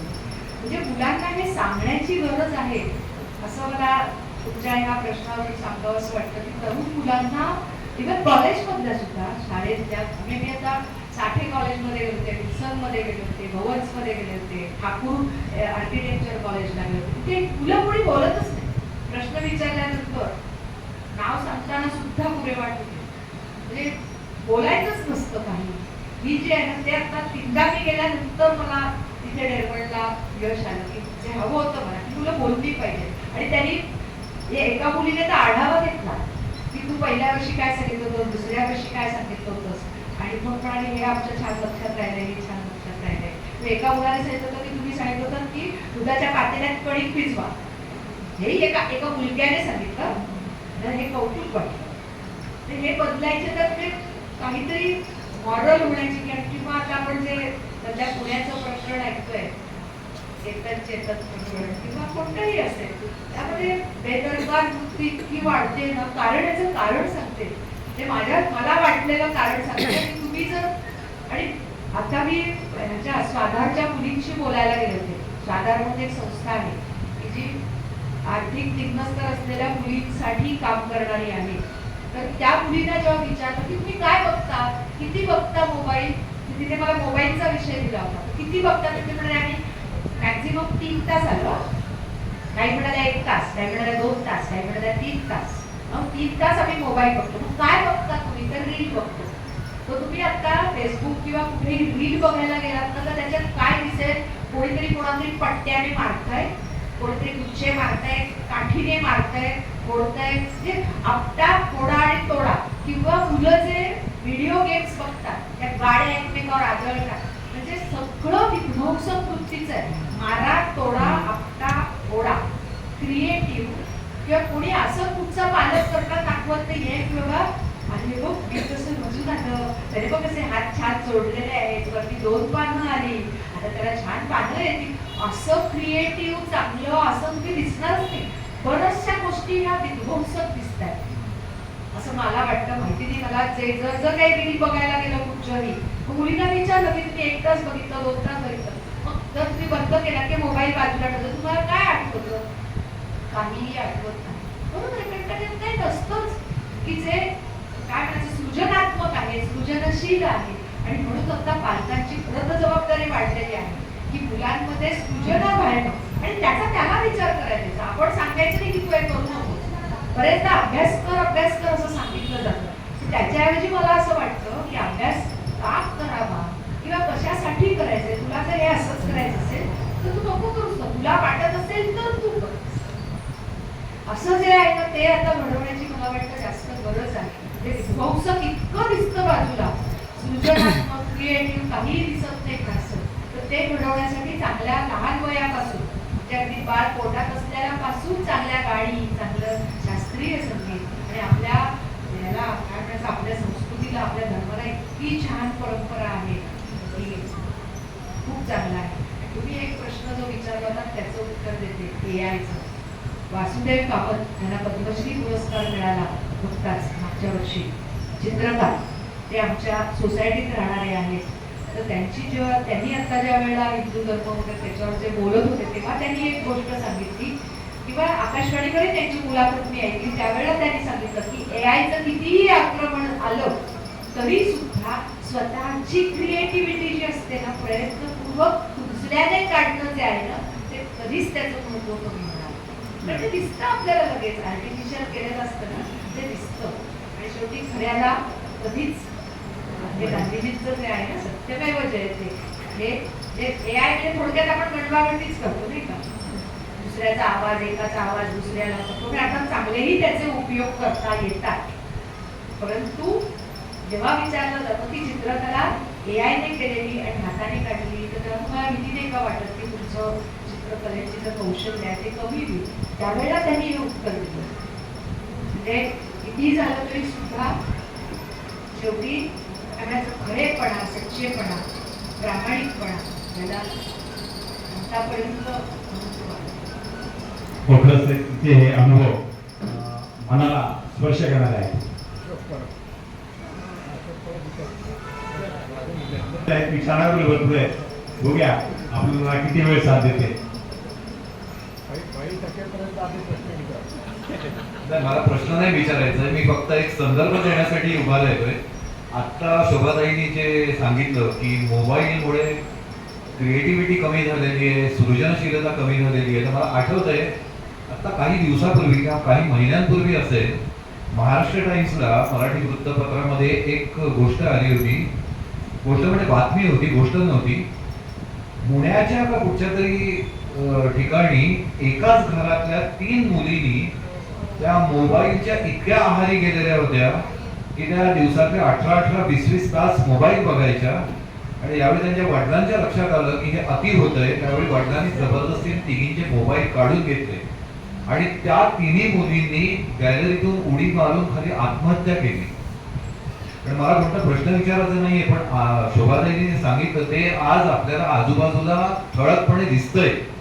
आणि पालकांची याच्यामध्ये एवढी मोठी जबाबदारी आहे की मुलांमध्ये सृजनशीलता कशी वाढेल हे त्यांनी बघायला पाहिजे. त्यांनी जे आता रोपाचं उदाहरण दिलं, बघ हे रोप कसं वाढतंय, त्याला कशी पानं फुटतायत, हा प्रकार आजकाल कुठे दिसतच नाहीये.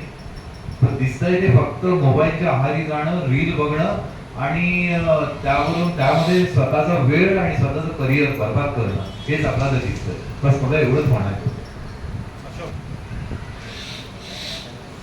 जोशीने आवाहन केल्यावर प्रश्न पाठवता माझा पहिला नंबर होता. प्रश्न विचारायला मात्र शेवटचा नंबर देतो. ठीक आहे. हो अशोककडे दोनच प्रश्न विचारणार आहे. मी काय सगळी पुस्तकं वाचली नाही, 2-3 मिनिटं अर्धवटच वाचून आता तर अद्वैतवादीचे फक्त तुम्ही त्यात ते मी जे व्यक्तिमत्व दाखवलेली आहे ती सगळी व्यक्तिमत्व तुम्हाला बहुतेक भेटलेली असेल असं आज समज आहे. खरं आहे का? हो.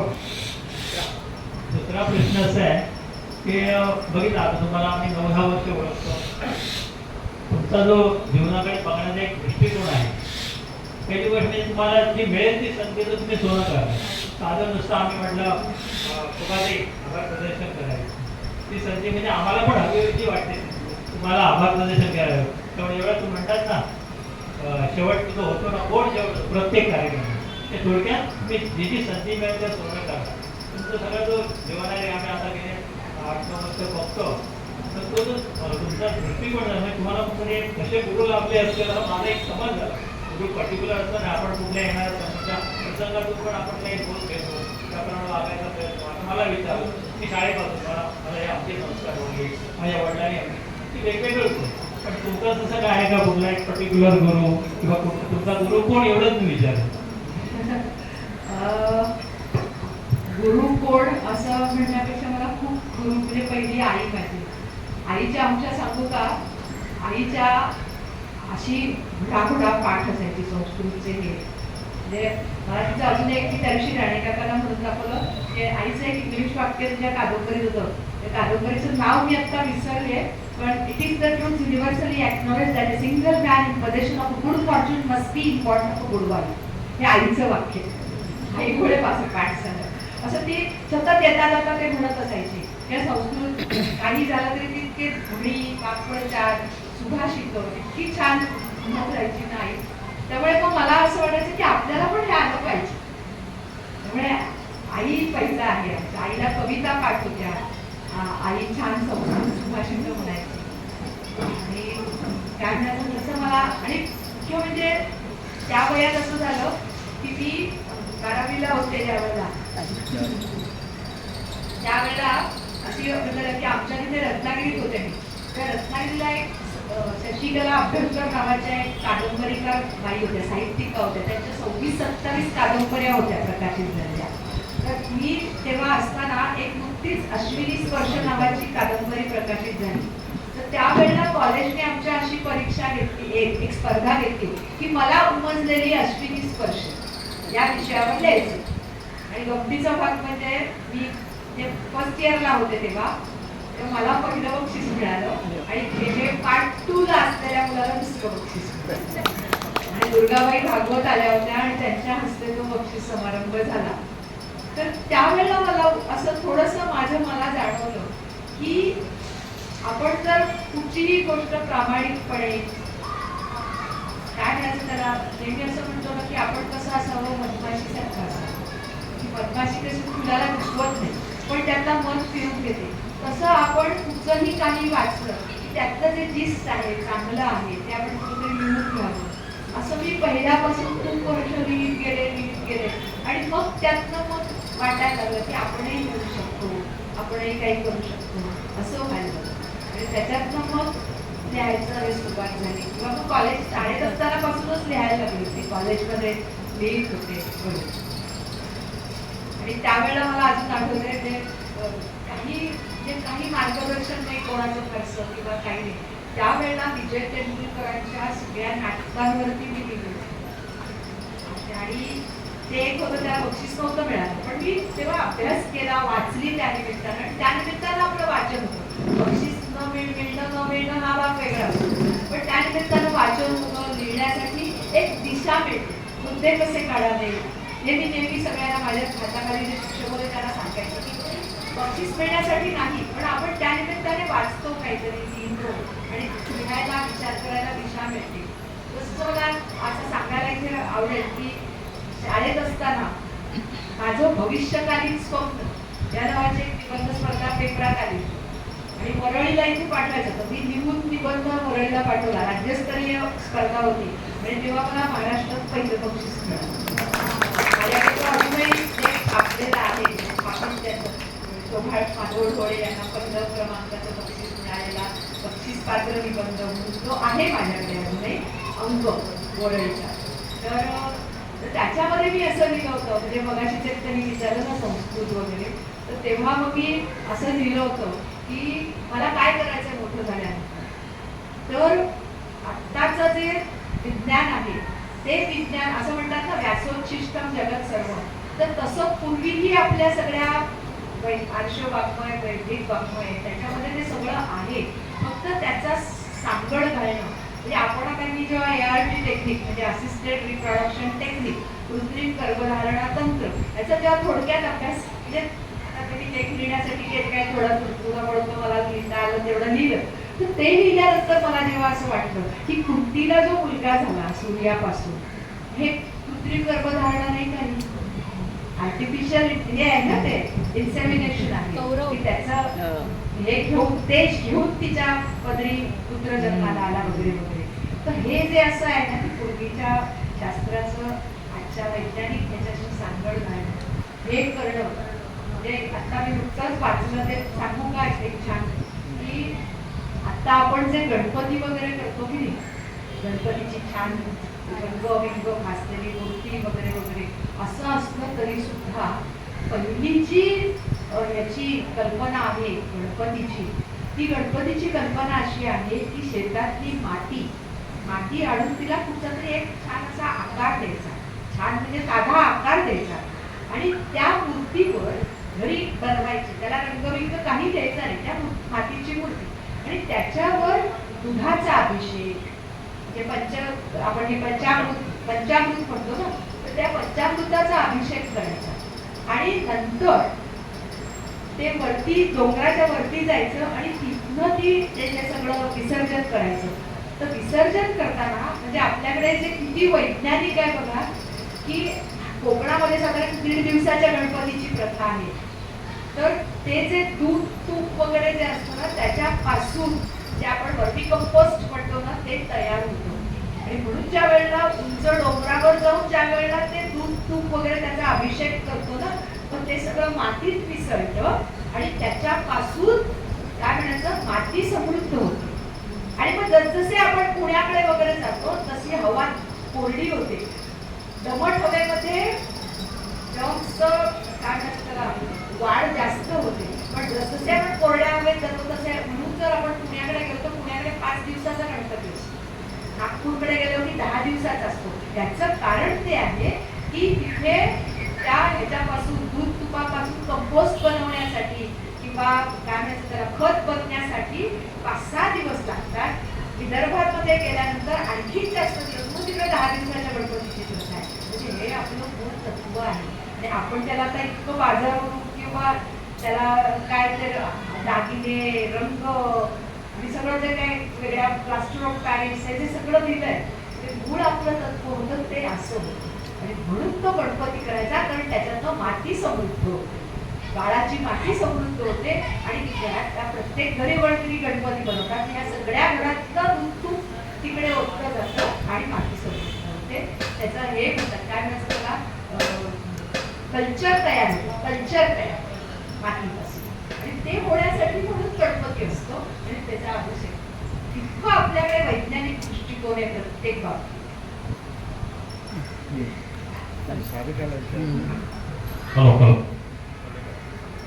असं विचारायचं होतं की तुमचा सहवास हा मुलांसोबत खूप काळ राहिला आहे किंवा अजूनही आहे, तर या संदर्भात आणि तुमचं लिखाणाबद्दलची आवड आणि जे तुम्ही आता जोपासता सगळं, तर लहान मुलांमध्ये पण त्यांच्या इनिशियल इयर्समध्ये क्रिएटिव्हिटी असते की काही बघितलं की त्यांनाही सुचतं काहीतरी लिहावं असं वाटतं. तर माझ्या मुली संदर्भात मी विचारते, अजून कोणाला असा अनुभव असेल की बऱ्याचदा असं असतं की आपण काहीतरी आता गृहपाठ करायला घेतलं आहे, काहीतरी शाळेतलं काहीतरी काम आहे किंवा अभ्यासाच्या कामासाठी आपण बसलोय आणि मग मध्येच काहीतरी संवाद असतो की शाळेत काय घडलं अमुक घडलं आणि मग त्याच्यात तिला काहीतरी सुचतं पण, आणि मग तिला असं असतं की मला आता लिहायचं आहे, मला काहीतरी सुचतंय असं. तर मग बऱ्याचदा आपण ती लिबर्टी देतो पण काही वेळेला ती देताही येत नाही.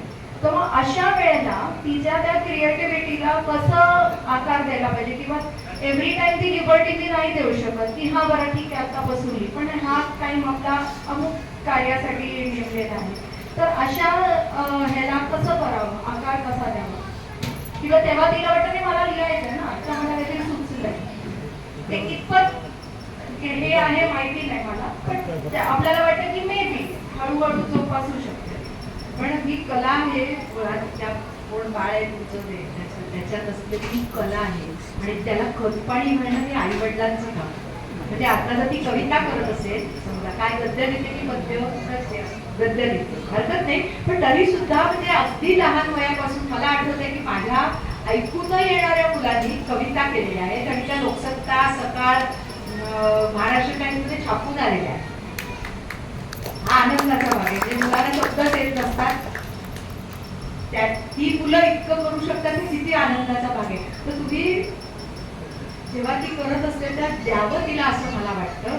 आणि जर तिचा अभ्यास थोडा गृहपाठ असे किती देत असतात सांगा, काही फार नसतं, प्रोजेक्ट असतील मला, पण तो जो असतो तो तू सांगायचं की तू सकाळी उठू शकतेस, लवकर रात्री जागू शकतेस, काही जे तुम्हाला सोयीच असेल, पण आपल्या पंतप्रधानांच्या मध्ये सकाळी पहाटे उठणं तो ब्रह्ममुहूर्त असतो, तुम्ही सकाळी उठून करून घ्यावं असं मी नक्की सांगेन. कारण इतकी काही मुलांना अगदी काही झोपच हवी असते अशातला भाग नाही, कारण आयुष्याचा वसंत ऋतू असतो आणि वसंत ऋतूमध्ये आणि वयाच्या 40-45 वर्षापर्यंत मी वाचलेली गोष्ट सांगते की तुम्हाला कॉस्मेटिक्सची गरज नसते, कारण निसर्गाने आपल्याला इतकं सौंदर्य दिलेलं आहे की त्याला आर्टिफिशियल काही रंगरंगोटी करायची गरज असते.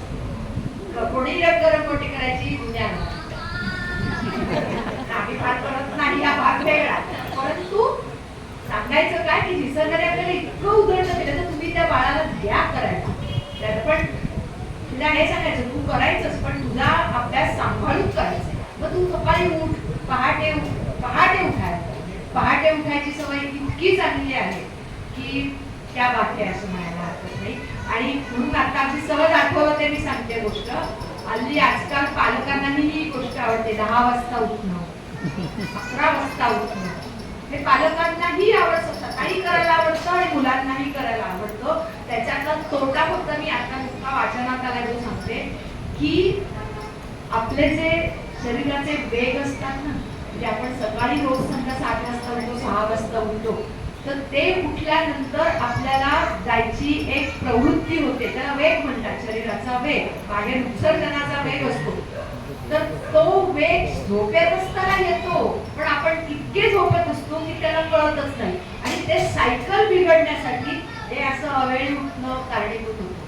आणि म्हणून आयदर रात्री अवेळी जागू नये, जी ठराविक आपलं सायकल असतं तसंच करावं आणि यासाठी मुळात पालकांनी स्वतः केलं पाहिजे.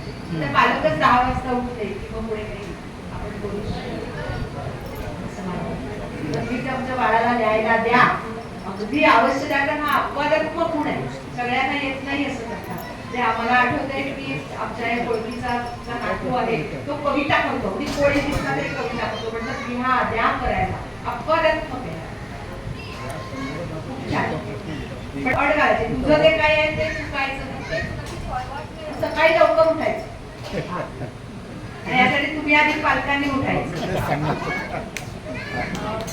माझा हा प्रश्न तुम्ही पुस्तक लिहिता ना, सो विषय सुचलाय आता तुम्हाला, तर सगळ्यात अवघड किंवा ड्राफ्टिंग जे आपण म्हणतो ते कुठला पार्ट आहे? की पुस्तक लिहायला लागलं, मिडल पार्ट येतो, कन्क्ल्युजन किंवा लास्ट पार्ट येतो, तर ह्याच्यात कधी कधी असं झालंय का की पुस्तक लिहायला गेलंय आणि कुठेतरी अडलंय किंवा म्हणतात ना एक हार्डेस्ट पार्ट असतो पुस्तक लिहिणं, कुठला? आता खरं कसं होतं माहितीये का, आता ह्या कविता आहेत त्याच्यात काय असं सुरुवात मध्ये कादंबरी द्यायची, हे पुस्तक आहे त्याच्यामध्ये सुद्धा कसं होतं की त्यांचं वैयक्तिक आयुष्य आहे आणि कवितांचे मी भाग पाडले आणि त्याच्यामध्ये ते काय म्हणतात त्याला संशोधनासारखं ते थोडंसं केलेलं आहे. त्यामुळे क्रिएटिव्ह जर स्वतःचं पुस्तक असेल तर बाकीचं दुसरं माझं दिव्य भरारी पुस्तक आहे ते थोड्याशा तरी अनुभवाचं आहे, त्याचं शब्दांकन केल्यासारखं आहे. त्यामुळे तुमचा मला नेमका प्रश्न कळतोय की तुम्हाला काय म्हणा. पुस्तक लिहायला तुम्ही घेतलंय, आता विषय असेल कोणाच्या तरी व्यक्तिमत्वाचा, ओके, तर तो घ्यायला बसता त्यांचे अनुभव आहेत, ठीक आहे, पण जेव्हा तुमचा क्रिएटिव्ह भाग येतो तेव्हा असं ना की अरे मी इथे अडली आहे लिहायला, तर तो पुस्तकातला कुठला ड्राफ्टिंगचा भाग कुठला अवघड जातो? नाही असं काही नाही, असं कुठचा अवघड जातो असं नाही. खरं तर सांगू का, उलट असतं. ध्यान लागलं ना आपण की आपोआप आपल्याला सुचत जातं आणि मग कधीतरी कळतच नाही, अरे आपल्याला हा शेवट हा आपण लिहिला का, असंही होतं. त्यामुळे असं कधी आतापर्यंत झालं नाहीये की अडले लिहिते आता असं मला कळत नाहीये, असं होत नाही असं. आणि हा फक्त सांगू काय की रियाजाचा भाग आहे असं मला वाटतं की खूप आपण ना त्याच्यासाठी म्हणजे मी सांगते की जेव्हा बदलली ना तर मी हाताने लिहिलेली 20 किलो रद्दी काढली. 20 किलो हाताने लिहिले. म्हणजे तुमचा इतका गाणारा कसा रियाज करतो तसा तुमचा रियाज झाला पाहिजे. खूप काय झालं सांगेल मला की मी 500हून अधिक नवीन बाजारात आलेल्या पुस्तकांचं परीक्षण केलं. आता त्या निमित्ताने ते पूर्ण पुस्तक वाचून आणि डोळसपणे वाचायला लागतं जेव्हा त्याच्यावर लिहायचं असतं त्यावेळेला. त्यामुळे त्याचं मग पृष्ठ कसं आहे, मलपृष्ठ कसं आहे, प्रस्तावना कशी आहे, अनुक्रमणिका कशी केली आहे, किती पानाचं आहे, किंमत किती आहे, हे सगळं बघायचं असतं आपल्याला, त्याच्यावर द्यायचं असतं. किंवा मी एक जवळजवळ वर्षभर नाटकाचा कॉलम केला, म्हणजे नाटक रंगभूमीवर आलेलं पहिल्यांदा बघायचं आणि मग त्याच्यावर लोक चालवून घ्यायचे ते ताजं असताना. आणि त्यावेळेला तुम्हाला गंमत सांगते की त्यावेळेला तर इतकी माझ्या घरात क्रिटिकल अवस्था होती की माझ्या सासूबाई बेडवर होत्या, 11 वर्ष त्या बेडवर होत्या. शाळा होती, शाळा तर मी कधीच चुकू शकले नाही, शाळेचा आमचा होमवर्क आम्हालाही असायचा त्यामुळे ते काम असायचं. प्लस मी संस्कृतचे 10वीचे क्लास घ्यायचे. एक पेपर 10वीचा तपासायला मला 40 मिनिटं लागायची आणि जाताना 1.5 तास गाडीत बसायचा, येताना 1.5 तास बरेच असंच उभं राहून बसायचं. त्यामुळे तो वेळ फुकटच जायचा. पण मी उभ्याने लिहायची, वाचायची, उभ्याने मुद्दे काढायची वगैरे वगैरे. आणि तेव्हा मी वार्तांकन पण करत होते. एखादा कार्यक्रम बघायचा आणि त्याचं हे लिहायचं, काय म्हणतात त्याला, वृत्तांकन वगैरे असं लिहायचं. आणि घरी भेट म्हणून लाडू पाठवायचे, चिवडा पाठवायचा, हेही करत होते. म्हणजे समोपचाराने घरातलं आजारपण दहावी असं आईला किंवा असं कोणाला लाडू बिडू पाठवणं हे पण, लिहायचं पण, क्लासचं काम पण, कारण तोही अभ्यास होता की शिकवायचं इतकं सोपं नाहीये मुलांना, तर ते समजून शिकवायचं. आणि प्लस माझी शाळा, असं हे सगळं तारेवरची कसरत होती. पण ती कशी काय माहिती नाही, देवाच्या कृपेने जमली त्यावेळेला करायला. तर तुम्ही जे म्हणताय ना पुढचा हाड जातो वगैरे, तुमचा रियाज जर चांगला असेल ना तर तसं नाही जात असं वाटतं. पण हेही तुम्हाला सांगते की अगदी सुरुवातीच्या काळामध्ये ना मी कथा लिहिली, पण समभाऊ आता कितीतरी म्हणजे आता मध्यंतरी असं जरा कोरोनाच्या काळात असं होतं की स्वतः कथा द्यायची आणि त्याचं वाचन करायचं, ते कथा सांगायची, व्हिडिओ करून पाठवायचा. त्यात मला महाराष्ट्रात पहिलं बक्षीस मिळालं. कथा हे करू. पण असं झालं की येतंय, पण आपले आप असं म्हणतो ना आनंदासाठी लिहिणं, तसं अजून फार करता येत नाहीये. हा एक असंही होऊ शकतं कधी कधी की एक काय म्हणतात त्याला ब्लँक पिरियड येतो, असंही होतं की आता. पण तेव्हा मग मी माझ्याकडे कसं होतं माहिती का की क्रिएटिव्ह नाही करायचं तर मी बोलण्याची तयारी करत असते. तर आता मी सांगते की तुम्हाला कदाचित काही जणांना माहिती नसेल, मी तुरुंगात काम करते, म्हणजे तुरुंगातल्या बंदिवानांबरोबर काम करते. तर आता मी एक पुस्तक वाचते, त्याचं नाव आहे तुरुंग रंग. तर त्या जे पश्चिम रंग वगैरे असे वाचलेली असतात पुस्तकं, तर तसं हे तुरुंग रंग आहे. तर त्याच्यामध्ये एक PSI पोलीस सब इन्स्पेक्टर, तर त्याला 1.5 वर्ष तो तुरुंगात होता. तर त्याने स्वतःचे सगळे अनुभव लिहिलेले आहेत. एवढं जाडजूड पुस्तक आहे, पाटील म्हणून. तर त्याचं ते पुस्तक मी सध्या वाचते, कारण बरेचदा बंदिवानांबरोबर काम करते. मी गेलेली आहे अनेक वेळा कारागृहांमध्ये, अगदी सगळ्या येरवडा, नाशिक रोड, भायखळा, जे आर्थर रोड, जे ठाणे कारागृह, त्या सगळ्या कारागृहात मी गेले. आणि तेव्हा मी पण ती दिल्लीची ती केसवाली ती पण त्यांना भेटले, त्या डॉक्टर मुली त्यांनाही भेटले वगैरे. बोलता शोभाताई म्हणाला की कर्णकाने मुलाविषयी तुम्ही काहीतरी बोलला की आदिती जे काही प्रश्न विचारला तुम्ही संतोष करत होता, तुम्ही कर्णामधील मुलांना शिकवायला गेला, एकाएकी बदल कसा झाला आणि काय सांगते. आणि त्याच्यापूर्वी आजच आनंदाचा एक भाग सांगते. आज सकाळी माझ्याकडे पाहुणे होते असं हे म्हणाले मगाशी. तर ते आज माझ्या शाळेतली पहिली विद्यार्थिनी जी वकील झाली, ॲडव्होकेट म्हणून, तिला आदिता ताईंना खूप आनंद होईल की माझी विद्यार्थिनी ॲडव्होकेट झाली. रुजुता प्रधान नावाची, रुजुता हर्षद प्रधान ही मुलगी ॲडव्होकेट झाली. आणि शाळेतली सर्वात काय म्हणतात त्याला, जिला हिअरिंग लॉस आहे अशी मुलगी. फक्त त्याच्यात यशाचा भाग असा की आजोबा आजींनी एकच तत्व धरलं होतं, माझ्या नातीला सगळं ऐकायला येत, तुम्ही काय म्हणायचं ते म्हण. आणि ते आजोबा 60 वर्ष तिच्या बरोबर होते, म्हणजे 60 वर्षाची. आजच मला एक्झॅक्ट कळलं की 60 वर्षापर्यंत आजोबांची सावली तिच्यावर होती, आजोबांची हे होती. त्यामुळे सगळं ते बोलायचं तिच्याशी. आणि त्याच्यातनं ती घडत गेली आजी आणि आजोबांमुळे. आणि अक्षरशः म्हणजे सांगते की इतका हिअरिंग लॉस असून सुद्धा पाठ न विचारलेला, संदर्भ नसलेल्या प्रश्नाचं उत्तरही देऊ शकते. इतकं ऐकायचा सराव होतो, हिअरिंग लॉस कमी होत नाही, ऐकायची सवय होते नशीब लावून, त्याचा हा परिणाम होतो. आणि तसं मला अभिमान वाटतो की माझे अनेक विद्यार्थी MBA, MCA आणि काय म्हणून उच्च विद्याविभूषित आहेत. आणि आज समोर काय म्हणतात ते जर कशी वकील झालेली आहेत, ॲडव्होकेट झालेले आहेत. आणि विशेष म्हणजे ऑडिओलॉजिस्ट, कानाचा डॉक्टर ज्याला आपण म्हणतो, तशी झालेली पण मुलं आहेत आमच्या ह्याच्यातली. मी अशासाठी आले की ॲक्च्युली आत्ताच मी सांगितलं की संस्कृतचं हे करायचं माझ्या ह्याच्यात होतं, म्हणजे संस्कृत शिकवायचं आणि त्या संविधा करून काढायच्या, कुठेतरी भांडारकर रिसर्च इन्स्टिट्यूटमध्ये वगैरे काम करायची माझी इच्छा होती. परंतु माझा मुलगा IAN या चॅप्टरवरचं नाव त्याने ठेवलंय. तर माझ्या मुलाला श्रवणराज होता, ऐकू कमी येत होतं, आणि म्हणून मी या फील्डमध्ये आले. आणि मी तिथे ट्रेनिंग केलं. आणि जेव्हा मी ट्रेनिंग घ्यायला, ॲडमिशन घ्यायला म्हणजे शाळेत गेले, तेव्हा बाई म्हणाल्या तुम्ही शिकलेले आहात, माझ्या गुरु डॉक्टर कुंदा तेलवड तिच्या म्हणाल्या शिकलेले आहात तुम्ही कोर्स करा. मग असं न्याहाळलं मला म्हणाले तरी, आणि तुमचा मुलगा चांगला छान हेल्दी आणि तुम्ही फारच सशक्त दिसताय, तुम्हाला मी काही आमच्याकडे 10चे ॲडमिशन असतात, तुम्हाला काही मी ॲडमिशन देणार नाही, तुम्ही पालकांसाठी जो बिन परीक्षेचा कोर्स आहे तो करा. तर मी त्यांना म्हटलं की नाही, करायचं तर मी पूर्ण करणार, नाही तर नाही.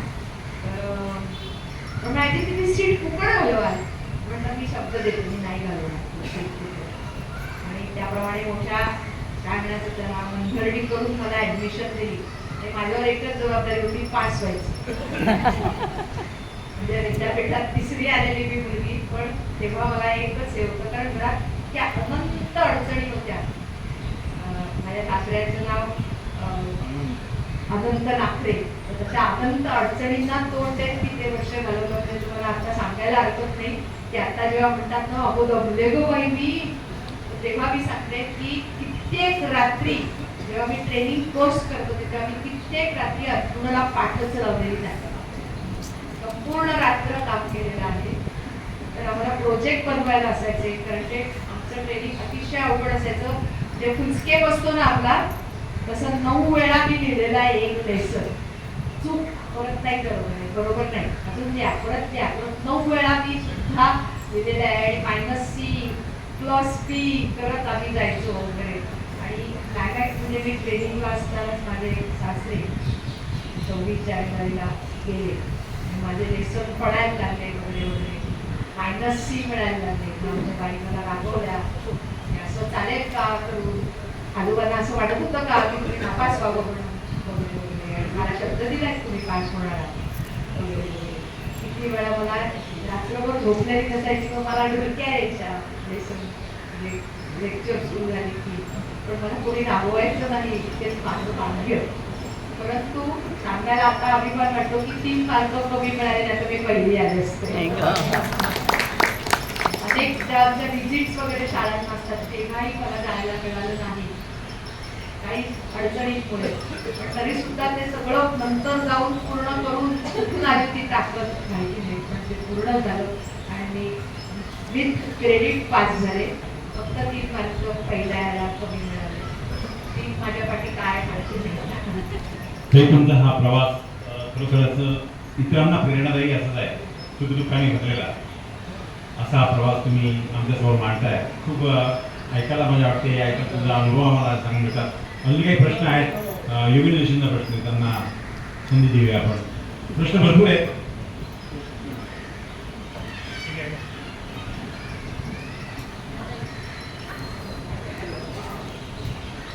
हॅलो ताई, आतापर्यंत आपण सगळ्या तुमचं संघर्ष, तुमचे पारितोषिक आणि तुमचं सगळं आम्ही ऐकून त्याच्या भारावून गेलो आहे. मला एकच प्रश्न विचारायचा आहे तुम्हाला की हे सगळं करत असताना तुम्हाला जेव्हा राष्ट्रपती आदर्श शिक्षिका म्हणून जेव्हा राष्ट्रपतीचं अवॉर्ड मिळत आहे, ते म्हणजे जाहीर झालं आणि ते जाहीर झाल्यानंतर तुम्हाला ते कोणी सांगितलं असेल, तुमच्या कानापर्यंत आलं असेल की मला असं पुरस्कार मिळाला आहे, त्या क्षणी तुमच्या भावना आणि तुम्हाला त्यावेळेला काय वाटलं हे मला पाहिजे.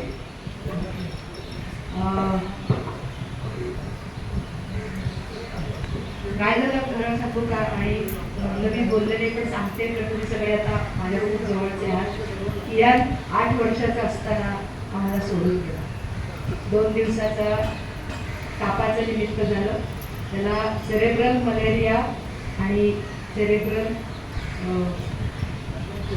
मेनिंजायटिस असे दोन्ही एकत्र झालं आणि ते एका दिवसाच्या ह्याच्यात सगळं संपलं. आणि यान सोडून गेल्यानंतर आयुष्यात खूप मोठी, कारण सगळे म्हणजे जेव्हा 8 वर्ष जेव्हा तो होता तेव्हा सगळं आयुष्य त्याच्यासाठी होतं. असं म्हणजे सगळं त्याच्यासाठी करायचं, त्याच्यासाठी धडपडायचं वगैरे वगैरे. आणि तो गेल्यानंतर अशी खूप रिकामी पोकळी झाली. आणि दुसरी गोष्ट म्हणजे तो माझ्या वर्गात होता. जेव्हा गेला तेव्हा माझ्या वर्गात होता. आणि जेव्हा परत मी 15 दिवसांनी शाळेत गेले त्यावेळेला त्यावेळेला मुलांना मृत्यू वगैरे आतासारखं दाखवलेलं नव्हतं टीव्हीवर. त्यामुळे त्यांना वाटायचं कधी येणार मग परत, त्याच्यामुळे पेन हे कुठे ठेवू, पेन्सिल कुठे ठेवूया, रंग कुठे ठेवूया असे सांगितलं होतं त्यांना, काही विचारायचं नाही. पण मुलं शेवटी नाटक विचारायचे. पण तेव्हा असा एक हे झाला की मी असं ठरवलं होतं की कोणाच्याही समोर डोळ्यातनं पाणी काढणार नाही. आज तागायत मी कोणाच्याही समोर डोळ्यातनं पाणी काढलेलं त्याच्या आठवणी. आणि त्याच्या ह्याच्यासाठी म्हणून तर मी मला अधिक दुःखत गेले की काहीतरी आपण हे करायचं ते करायचं असं करत ते करत गेले. आणि म्हणजे शाळेत होते त्यावेळेला 1 वर्ष असं झालं की शाळेतल्या पालकांसाठी मी खूप काम केले. त्यांनी मुलांना मोठं करावं म्हणून काय करता येईल वगैरे असं करून काम केलं त्याला. आणि मग आमचे जे नॅशनल कॉन्फरन्स असेल त्याच्यामध्ये मी तो प्रेझेंट केला पेरेंट एम्पॉवरमेंट म्हणून आणि माझ्या आईला बेस्ट इनोव्हेटिव्ह पेपर अवॉर्ड मिळालं. आणि गमतीचा भाग म्हणजे आमची केरळला कॉन्फरन्स होती आणि येताना घरी आल्यानंतर माकडे दिसले नाही बॅग वगैरे आणायला. ते दारात उभे होते, मला दारात ओवाळलं त्याचं कारण म्हणून, कारण तो ते बक्षीस तेव्हा मी तो अवॉर्ड घेतलं त्यावेळेला एका वेळात माझं पाणी होतं, मी खूप जोडूवरच त्या स्टेजवर गेले आणि घेतलं. कारण ते खूप एक पालक म्हणून मी पालकांसाठी केलेलं होतं. हा एक वेगळा त्याला आनंदाचा पण होता आणि दुःखाचा पण होता. जेव्हा राष्ट्रपती पुरस्काराचे झालं तेव्हा माझी मीटिंग होती आणि मी घरी आले. मला तोपर्यंत मला सारखा फोन वाजत होता पण मला रेंज येत नव्हती वगैरे वगैरे, कारण 2013 साल होतं. आणि घरी आल्यानंतर बसमधले मी घरी आले आणि गेटवरचं समोर आता लक्ष जातं ना, तर बघते तर सगळं बिल्डिंग खाली उभं राहिलेलं होतं. काय वेगळं पण असतं. आणि गेल्यानंतर दारात मला मी सांगितलं की तुला असं असं मिळणार आहे, तर म्हटलं अहो कन्फर्म केलंत ना आधी. म्हणाले मला शाळेच्या आमच्या शाळेच्या त्या डायरेक्टर त्यांनी पत्र वाचून दाखवलं आलेलं, म्हणजे ते वाचलं म्हणजे वाचून त्याला दाखवलं. त्या फोटो काढणं वगैरे एवढं काही नव्हतं तेव्हा, ते पत्र वाचून दाखवलं. कारण मग मला दारात त्यांनी ओवाळलं आणि मी धोधो रडले आणि यांची आठवण मला आली, कारण त्याच्यासाठी म्हणून मी या क्षेत्रात आले. आणि माझ्या सगळ्या बिल्डिंगमधल्या लोकांनी मला ओवाळलं. त्याची आमच्या एकांच्या घरी पार्टी झाली, म्हणजे त्यांनी पावभाजी बनवली, एकाने गुलाबजाम आणले, एकाने आईस्क्रीम आणलं आणि त्या दिवशी आम्ही सगळे एकत्र बसून खाल्लं याच्या वगैरे. ती छान सेलिब्रेशन झालं. आणि मग आम्ही दिल्लीला जाऊन आल्यानंतर ते मिळाल्यानंतर खूप आनंदाचा भाग होता. घरी आल्यानंतर मग ते सगळं मिळालेलं दाखवण्यासाठी सगळ्यांना बोलवलं होतं. आम्ही आईस्क्रीम हे केलं होतं, आईस्क्रीम सगळ्यांसाठी आणलं होतं वगैरे. ते सगळे म्हणजे बिल्डिंगला हे करायचं का, दिवे लावायचं का, लायटिंग करायचं का, तर म्हटलं नाही अजिबात नाही, कारण आमच्या छोट्याला खूप आवडायचं ते. तर आम्हाला अजून पाडल्याला मी गेलो पण त्याने लायटिंग बघितलं तर बसलाच रस्त्यात आनंदाने, इतकं ते लायटिंग बघून वगैरे. त्यामुळे काही करायचं नाही, म्हणूनच आम्ही पुस्तक प्रकाशनचा कुठचाही सोहळा करत नाही. तर खूप आनंदाचा भाग होता. आणि एक सांगायचा आनंद म्हणजे त्या हॉटेलमध्ये आमचं हे केलं होतं. आम्ही 6 दिवस भारत सरकारचे पाहुणे होते अशोका हॉटेलमध्ये. तर तिथे एक शीख दारवान होता आमचं स्वागत करायला. 5 स्टार हॉटेल होतं आणि तिथे गेल्यानंतर त्याने आमचं स्वागत केलं. उंचा पुरा यांच्याचं नाव आणि देखणा होता, तरुण होता, फक्त तरुण होता. आणि ती पगडी आहे तिथे असं ते लावलेलं वगैरे छान होता. तर ती त्याच्याशी गप्पा मारायची. तर त्या दिवशी आम्ही ते आधी पंतप्रधानांची भेट होती, आमचं सगळं थोडंसं ग्रुमिंग वगैरे झालं, तुम्ही कसे भाग्यवान शिक्षक आहात वगैरे. आणि 3 कोटी शिक्षकांपैकी तुम्ही इथे आलाय आणि मग पंतप्रधानांची भेट होती आणि रिहर्सल होती आधी आमची, कसं वाचणार नावं वगैरे.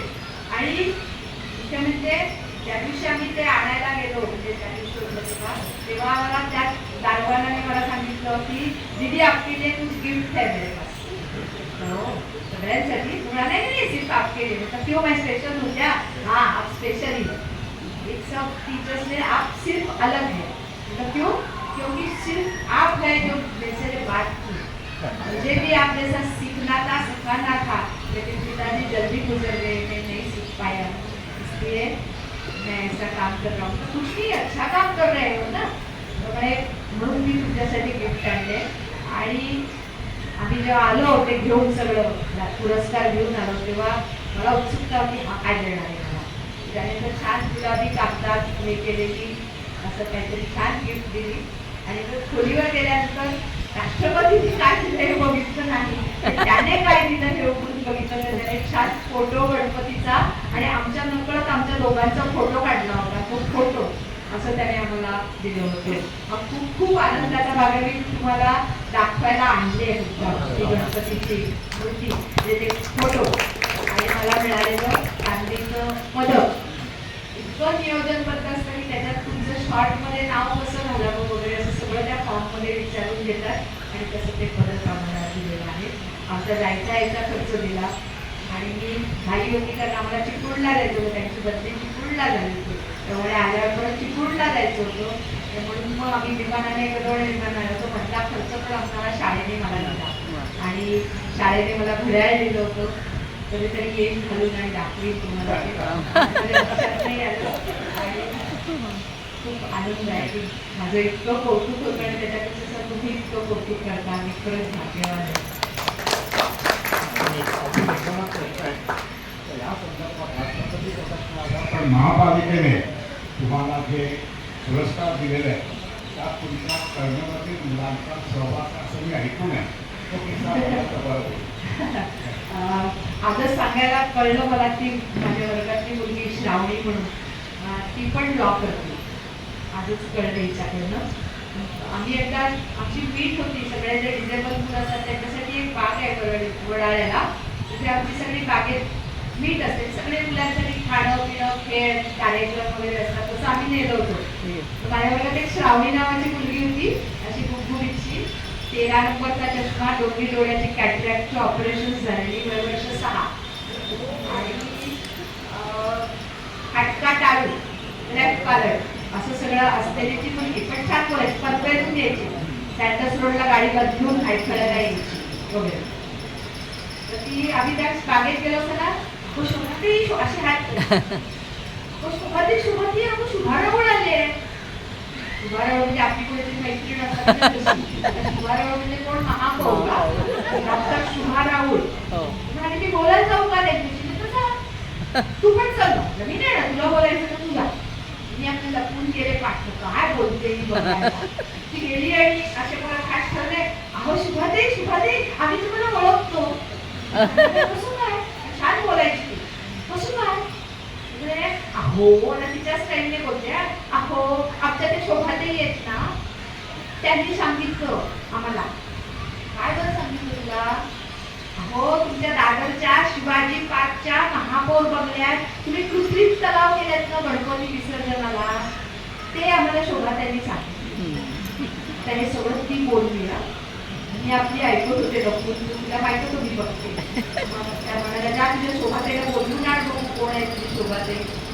आणि मग मी गेले, मग मी बोलले तर म्हणाले काय इतकं छान बोलते, ऐकायला येत नाही मुलगी कसं काय वगैरे. त्यांनी सगळं विचारून घेतलं काय करतात मुलं वगैरे वगैरे. आणि त्याच्यापूर्वी असं एक गमत झाली की त्या शिवाजी ते महापौर बंगल्यात राहत ना शिवाजी पार्कला, त्याच्या इथे एक क्लब आहे दादर क्लबचा काहीतरी, तिथे एक कार्यक्रम होता, त्याचं निवेदन करायला आम्ही गेले होते. तर त्यांनी ऐकलं मला बंगल्यात आणि त्यांनी सांगितलं की ज्या निवेदन करणाऱ्या पाहिजे त्यांचा कार्ड आणि नंबर घेऊन या. म्हणून एखादा कोणातरी पाठवलं होतं, ते घेऊन माझ्याकडनं घेऊन गेले. मग त्यामुळे तुम्ही त्याच नाव ती कार्ड मागवलं होतं. म्हटलं मोठीच अगो बाई किती छान बोलताय या त्या वगैरे असं झालं. आणि थोड्या दिवसांनी मला शाळेत फोन आला की महापौर बाईंनी तुमचं हे मागितलं, बायोडेटा मागितलं. मला असं वाटलं 8 मार्च आला काहीतरी कार्यक्रम वगैरे हवा असेल, तर आपण काय लक्ष दिलं नाही. दुसऱ्यांदा फोन आला की परत बायोडेटा मागितलं, तरी मी काही लक्ष दिलं नाही. तिसऱ्यांदा असेल तर आता मी शाळेत कुणाला पाठवू का? मी त्यांची मी आता काहीतरी इलाज नाही. तर मी त्याची थोडीशी सकाळी येते तर काय करावं काय करावं, तर ती काळजी होते. माझे एक बाबा आले मुलीचे बोचवायला, नाही शिवाय थोड्या काळजीचा हटका काय काय झालं तुला असंच मला पेपर द्यायचे होतं, कोणाकडनं मी जाणार, शाळा सुटल्यावर मी जाणार होते, मी घरी किती माझे क्लास आहेत घरी ना वगैरे असं. तर म्हणा नक्की जाऊ मी ते का BMC मी जे जे हॉस्पिटलला तर आहे आणि नाहीकडे बाई काय मी देत होती. आणि त्यांनी मग ते पेपर मी काहीतरी एका कागदावर घेऊन आणलं होतं, ते दिलं. आणि त्यामुळे असं नसतं द्यायचं, एक कॉपी द्यायची असते आणि रिसिप्टचा शिक्का मारायचा असतो. तर मी घेऊन 4-5 पाणी काहीतरी लिहिलं होतं मी थोडं थोडं. तर मग पहिल्या पाण्यात त्यांनी झेरॉक्स काढली आणि ते रिसिप्टचा त्यांनी स्टॅम्प काढला वगैरे. आणि मग मला पत्र आलं तुम्हाला महापौर पुरस्कार मिळाला. नंतर मला हे कळलं की बायका अर्ज करतात त्याच्यासाठी. तर मला अर्ज नंबर मिळाला. आणि म्हणजे श्रद्धा जाधव ज्या वेळेला महापौर होत्या तेव्हा त्यांनाही मला द्यायचा होता. म्हणजे मी तो फोटो बोलले असतो तर मला परत एक मला मिळालं हो एकदा. असं नाही मग तुम्ही एकदा तरी यायला पाहिजे. मला 10 मिनिटं बोलायला लावलं पाहिजे. आणि मग त्यांचं बरं वाटलं त्यांना, तर त्यांना महापौर पुरस्कार बोलल्या पण मला यांना द्यायचा होता तर त्यांना आधीच मिळाला. शेवटचा प्रश्न हां शेवटचा प्रश्न आणि नंतर मी काय रॅपिड प्रश्न त्याने विचारणार 2 मिनिटासाठी. सामना आई या 5 कवितेतील कोकणची गाडी ही कविता मला फार आवडली.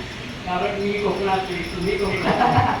तर त्या संगमनेर वातावरणात ही गाडी तुम्हाला कशी कविता सुचली तर तुम्ही आम्हाला मला म्हणून पण आपण सगळ्यांनीच म्हणूया. सगळे म्हणायचे हो. ओके ओके बरोबर चालेल चालेल. आणि नंतरचा माझा शेवटचा प्रश्न आतापर्यंत तुम्हाला मिळालेल्या यशामध्ये तुमचं पारितोषिकं, तुमची पुस्तकं, तुम्ही लिहिलेलं खूप खूप काय काय आहे. तर तुम्हाला यामध्ये कोणाची साथ मुलाची वाटली? हा शेवटचा प्रश्न. आहेत ना माझा हिमालय आहे. नेहमी त्याला हिमालय म्हणते कारण काहीही करायचं असलं तरी माझे PR व्हायचे म्हणजे गोपाळकृष्ण अनंत नाखरे. ते जेव्हा दोघं खेळायला पाहिजेत ना खेळायसाठी. ते जेव्हा लोकसत्तेत लेख यायचा ना तेव्हा सगळ्यांना सांगायचे. मला वेळच नसायचं सांगायला बिंगायला काही पण हे सगळ्यांना सांगतो की आलाय शोभाचा लेख वाचा, आलाय शोभाचा लेख वाचा. आणि आता तर काय व्हॉट्सअपवर चालेल आहे त्यामुळे काही प्रश्न नाही. पण माझ्यावर मी सांगितलं ना मी नेहमीच भाग्यवान असं म्हणते की माझ्यावर निरतिशय प्रेम करणारा माझा नवरा, माझा जीवनसाथी हिमालयासारखा. आणि मुंबईत असून सुद्धा मी 8 दिवस त्यांच्याकडे राहू शकले असे राणे काका काकी. त्याच्यासाठी ह्याच्यापेक्षा भाग्य काय असतो आपण. आज मला त्यांनी बोलवलं होतं की या घरी. असं कोण बोलवणार नाही का? ते आज माझे रिक्षावाले म्हणाले अहो आल्यानंतर पाणी पण कोणी मुंबईत विचारत नाही, तुम्हाला 8 दिवस राहायला बोलवलं. म्हणजे नातेवाईक आहेत का ते? म्हटलं नाही रक्ताची नाही पण म्हटलं रक्तापेक्षाही जास्त जवळची आहे. असे सगळेजण तुम्ही आहात हे किती भाग्य आहे. खूप आनंद झाला आणि खूप आनंद आहे. तुम्ही पण सगळे म्हणणार का कविता? ओके ओके सुरुवात करते. जरा सगळं आपण इथे कोणी आजूबाजूला नाही आपल्या त्या दोघात म्हणजे तरी अर्थ नाही पण शाळेत कसे कविता म्हणायची ना तशी. कोकणच्या गाडी तू नेतेस का मला, आजीच्या घरी जायचे मला. कोकणच्या गाडी तू नेतेस का मला, आजीच्या घरी जायचे मला. आता म्हणलं पण मग मी म्हणते ताई दादा जाऊन आले, आजोबा आजीला भेटून आले. मला मात्र नेलं नाही सांगते तुला, कोकणच्या गाडीतून जायचे मला, आजीच्या घरी जायचे मला. खिडकीची जागा बसायला हवी, डोंगरची झाडं पाहायला हवी, लाल लाल मातीत खेळायचं मला, कोकणचा मेवा टाकायचाय मला. कोकणच्या गाडीतून जायचंय का मला, आजीच्या घरी जायचंय मला. आंब्याच्या रसाची गोडी न्यारी, फणसाची सांदण लागतात भारी, काजूच्या बिया फोडायच्यात मला आणि आजी बरोबर पापड लाटायचे मला. कोकणच्या गाडीतून जायचंय का मला, आजीच्या घरी जायचंय मला. कोंबड्यांच्या मागे धावायचंय मला, वासराची शेपटी धरायचे मला, म्हशीला दूध पाजायचंय मला आणि वटवाघळाची गंमत पाहायचे मला. कोकणच्या गाडीतून येतेस का मला, आजीच्या घरी जायचंय मला.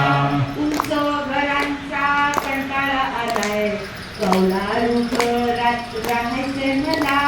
भूतांच्या गमती ऐकायच्यात मला, आजीच्या कुशीत निजायचंय मला. कोकणच्या गाडीतून येतेस का मला, आजीच्या घरी जायचंय मला. कोकणच्या गाडीतून येतेस का मला, आजीच्या घरी जायचंय मला.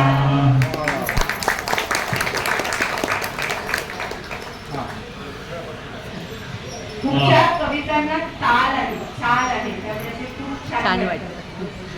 ताई हा कार्यक्रम असाच आज राहावा असं वाटतं, परंतु वेळेची मर्यादा. थोडीफार मी तुम्हाला जरा प्रश्न म्हणजे रॅपिड फायर राऊंड विचारणार आहे. तुम्ही भरभर उत्तर द्यायचा प्रयत्न करा. एका शब्दात द्यायचे, एका शब्दात स्वतःचं वर्णन कसं करा. पुढे कष्टाचा पाठला. थँक्यू. यश म्हणजे यश म्हणजे कष्टाचं फलित. चहा की कॉफी, कॉफी. पुस्तक की मोबाईल. पुस्तक. अपयश म्हणजे अ, अपयश म्हणजे परत प्रयत्नांची आस. आनंद म्हणजे जो दुसऱ्याला वाटता आला पाहिजे. आजपर्यंत मिळालेला सर्वात मोठा पुरस्कार म्हणजे राष्ट्रपती पदक की मुलांच्या चेहऱ्यावरचे हास्य. अरे आजचा जो दिवस होता तो माझ्या पुरस्कारापेक्षा सुद्धा माझी ऍडव्होकेट घरी आली. माझी काय आवडलं? खूप छान, खूप आय छान. Am proud of you. मला अशी घट्ट मिठी मारून म्हणाली जेव्हा पेरेंट एम्पॉवरमेंटला मिळाला पुरस्कार किंवा शाळेच्या शाळेत मिळाली आणि कळवलं तो सगळ्यात एक अशी सवय की जी प्रत्येकाने अंगी करावी. सातत्य, प्रयत्नातलं आणि ध्यास. ध्यास घेतल्याशिवाय आयुष्य होत नाही पूर्ण असं मला वाटतं. कुठल्याही गोष्टीचा असेल मग तो, पण ते चांगल्या गोष्टीचा सत्कर्माचा ध्यास हा असला पाहिजे. जर तुम्हाला एक दिवस पंतप्रधान होता आलं तर पहिलं कोणतं काम करा?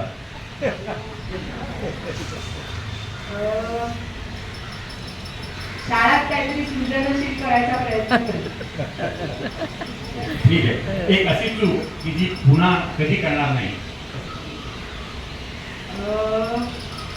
कधीतरी बोलताना असं पटकन काय म्हणतात विचारात पडावं बोललो असं कधीतरी होतं. कधीतरी तसं होता कामा नये. आणि कधीतरी असं होतं की एखाद्याचे ऋण मानायचे राहून जातात. तसं होता कामा नये. ठीक आहे. आता समोर आपण जाऊया. आपण पुढे जर पुन्हा आयुष्य जगण्याची तुम्हाला संधी मिळाली तर हाच मार्ग निवडा का? का म्हणजे आनंद आहे त्याच्यामध्ये.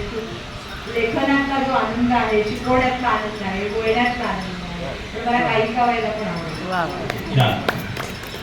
आपल्या जीवनातील सर्वात मोठा धडा कोणता? धडा म्हणजे मला ते कळलं. लेसन. दुसऱ्याला आनंद देणं आणि दुसऱ्यांच्या दुःखात सहभागी होता येणं. छान. आणि शेवटचा प्रश्न विचारतो. आज येथे उपस्थित असलेल्या प्रत्येक व्यक्तीने उद्यापासून किंवा आजपासून कोणती एक गोष्ट सुरू करावी असं तुम्हाला वाटतं? सगळ्यांनी कविता स्वतःच्या मनाशी म्हणावी. ती कविता म्हणण्याचा जो आनंद असतो ना किती छान असतात. छोट्या छोट्या कविता असतात आणि आता तो गुगल आपल्याला काही दाखवतो.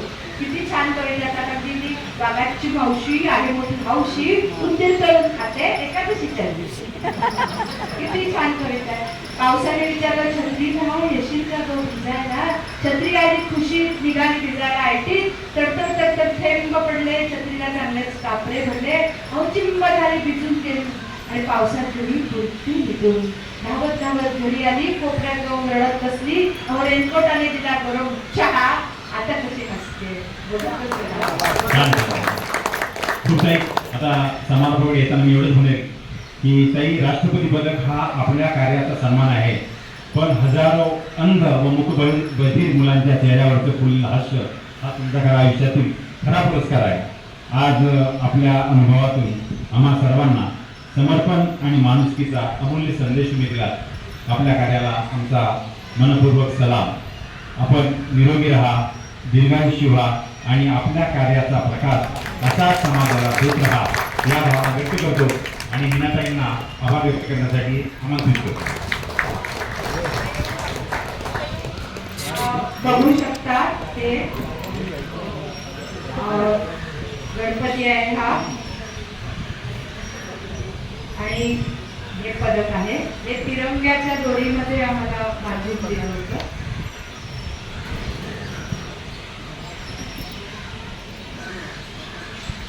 त्यांनी हा अतिशय अमूल्य वेळ देऊन आपल्या जीवनाचा संपूर्ण सार आपल्याकडे उभं केलं आणि इथे वेळ दिला तर मी साहेबांना विनंती करतो की आपल्या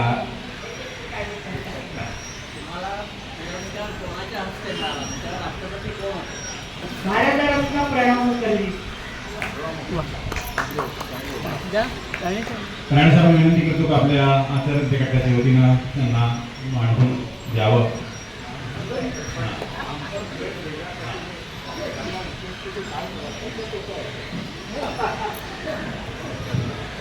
मी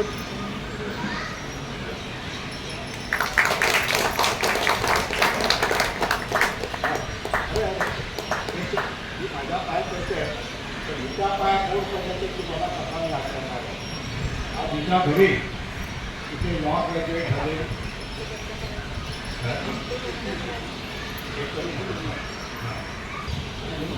हॅलो नमस्कार.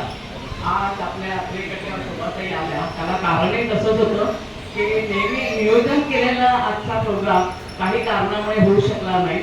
त्यामुळे शोभाताईला आमंत्रित केलं आणि त्यांच्याकडेही वेळ नसतो तरी त्यांनी आपल्या अत्रे कट्ट्यासाठी त्या आपल्या आहेत हा कट्टा त्यांचा आहे या भावनेतून त्या इथे आल्या.